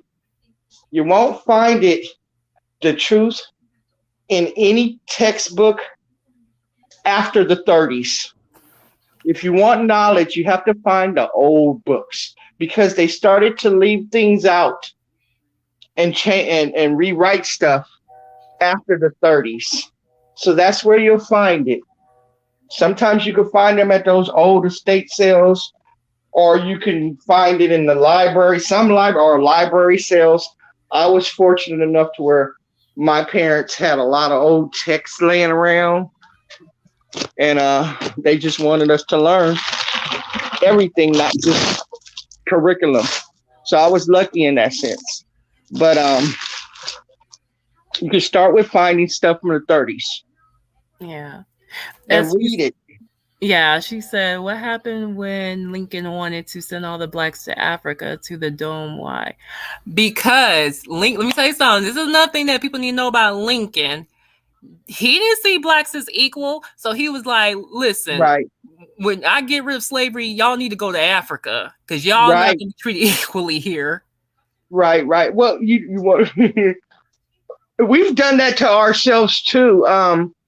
There were these two brothers. I think they were in the early 70s or 60s. They went and a part of Africa. They found out okay. Let me start from the beginning. Dutch people kind of sympathized with slavery. They didn't like it at all. People from Dutch. So what they did was they took a couple of ships to this to somewhere in Africa, and they dropped all the black people off there. And it worked. It's Liberia. Yeah, it worked for hundreds of years, because they had learned from being slaves in America how to cultivate the land and stuff. What happened was in the late 60s or 70s, these two brothers, I mean, not literally blood brothers, but two men from New York City, went over there and fucked it all up. They became they brought drugs and stuff over there. They started gangs, and then they got into it themselves. And then they started this thing like, if you eat the victim, you get the power. Two black men from New York City did it. Now, when you look up this certain place, you got to find it, Harley, the name of this place in Africa. When you go there, no doctors, no police, no teachers, nobody is there. Almost everybody has HIV. They rape babies. They the beach is like full of shit because the sewage is back there, because nobody of quality will live there. Every woman has been raped, pregnant women too. It's a horrible place. They never talk about it, but it's one of the worst places to live in Africa, I think, in the world. And these two black men from goddamn New York fucked it up and made it like that. So before they went over there and fucked it up, it was proven to work that those Dutch people took those good black folks from slavery and dropped them off in Africa. And they actually hang up the American flag, the Dutch flag, and some African flag there. You guys should find it. You can find it real easy. Just put in anything. You could probably Google it. It'll tell you the whole history. It's horrible. So it has been done. You just leave them. You can't take them niggas from New York there. No, I'm playing. Our history is really all over. Okay, like for instance, right. Like, okay, during the American Revolution, like you had some blacks who wanted to fight in the Patriot side, and then other blacks who wanted to fight for the British. So the ones who chose to fight for the British, the British basically told them, you know, if you fight for us, you can be considered free. So, you know, after the war was over, they went with the British at first to go to Canada, Nova Scotia. And then, after a while, they moved to Sierra Leone in Africa. But didn't we kind of do the same thing? Fight for us and you'll be free? And we did the same goddamn thing. Like, yeah, even like in the 20th century, you know, blacks, you know, went to war hoping, hey, they'll see us as equal. We fight for our country, what have It's just you. a lot of people they did like they drafted everybody, Mexicans, Native Americans, and black folks, and they still came back to this bullshit. The Native Americans went back to the reservations. The black people, men and women, came back to Jim Crow. And it is what it is. Asians, the Japanese and Chinese that fight, because a lot of people don't even realize Japanese and Chinese fought for us too. Oh, yeah, they have, Latinos, yeah. What did they do to the Japanese people during that war? Girl, they put them in concentration camps. Yeah, because they discriminate against them. But some of these people been in this country for a while, but they treated them like foreigners in their own country.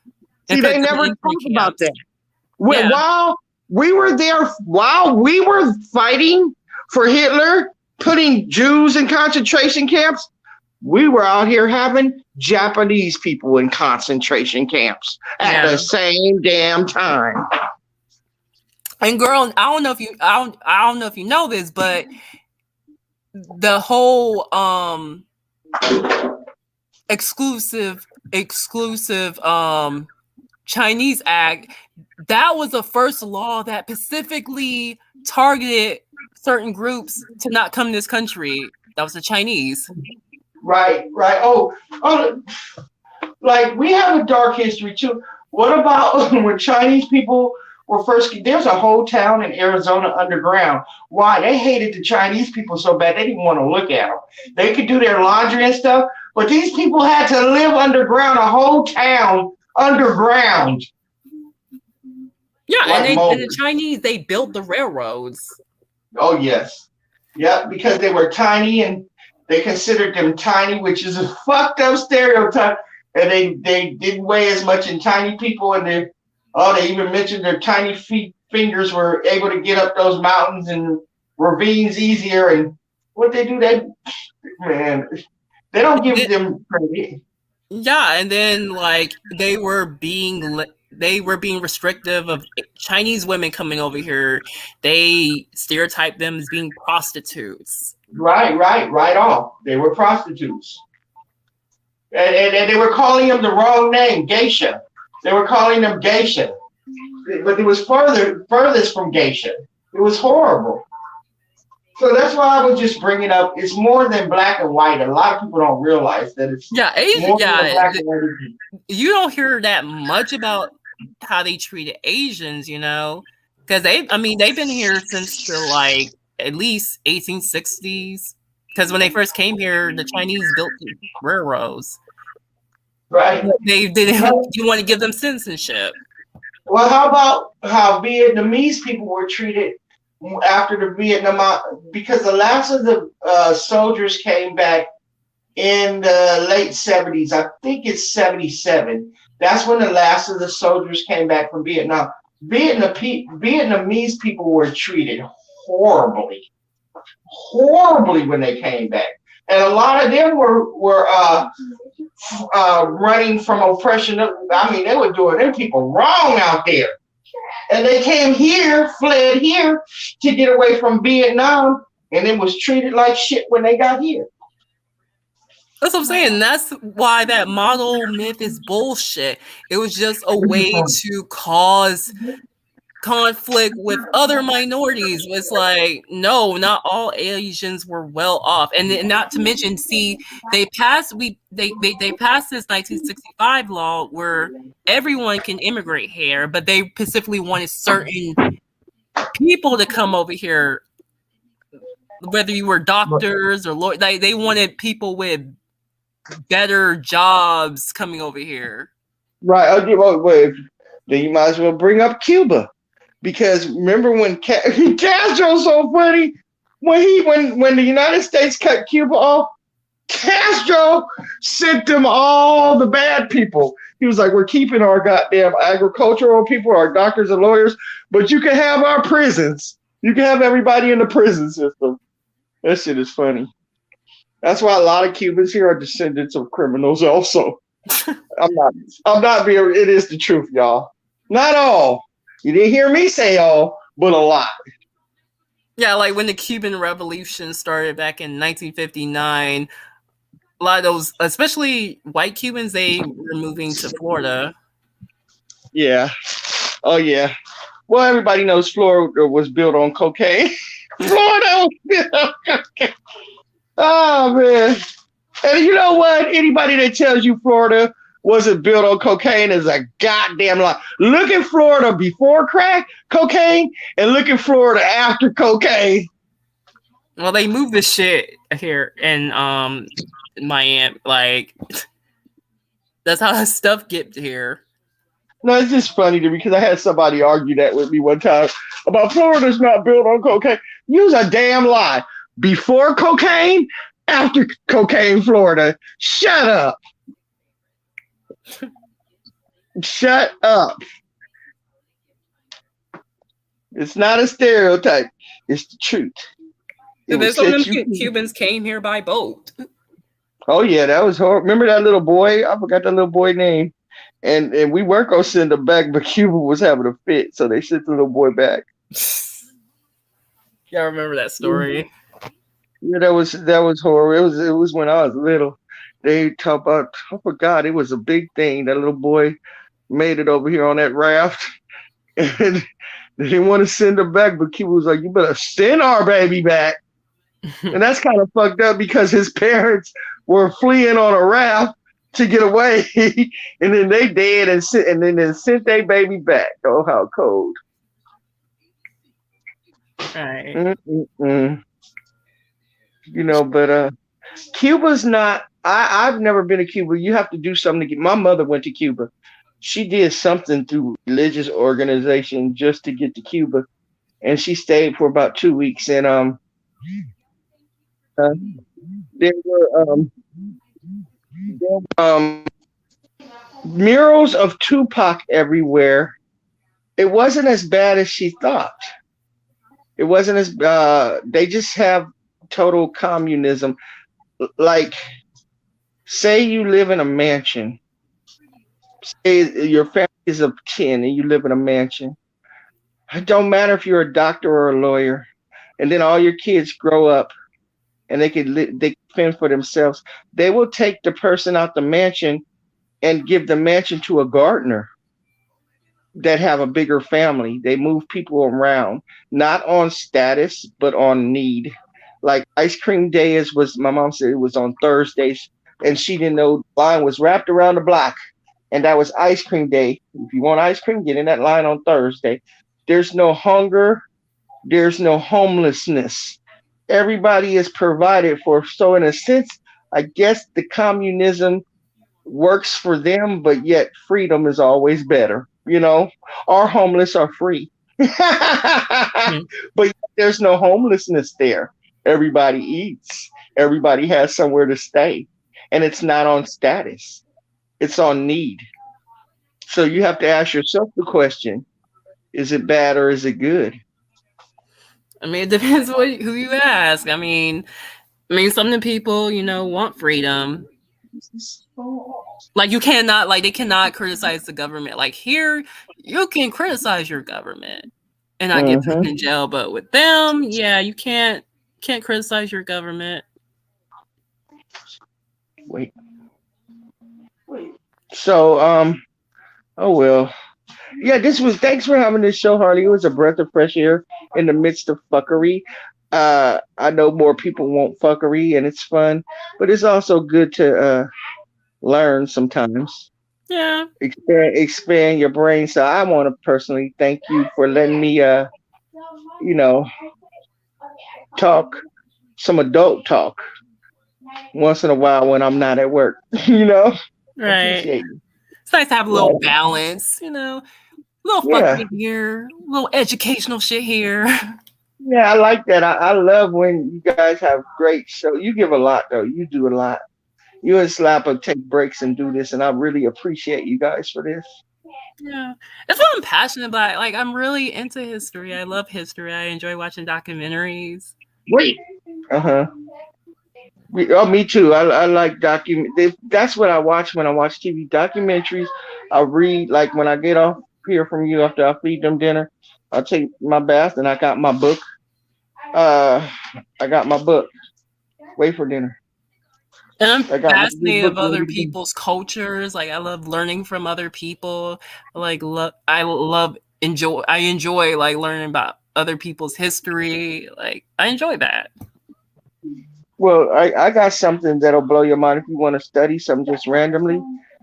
And it's Hitler, and it's like a wormhole. It's like once you get started, you won't stop. But compare Hitler, even though he was a horrible dictator, to the things that he did give the world that they're still practicing, that Hitler is the one that put them in place, such as humane towards animals. He had just a lot of things that Hitler put into play that they're practicing now will blow your fucking mind, considering the person he was. And which he was the fall guy. They never had intentions of him running anything. He was just Hitler was he was an eloquent speaker, and he could get the attention of the people. Some people have that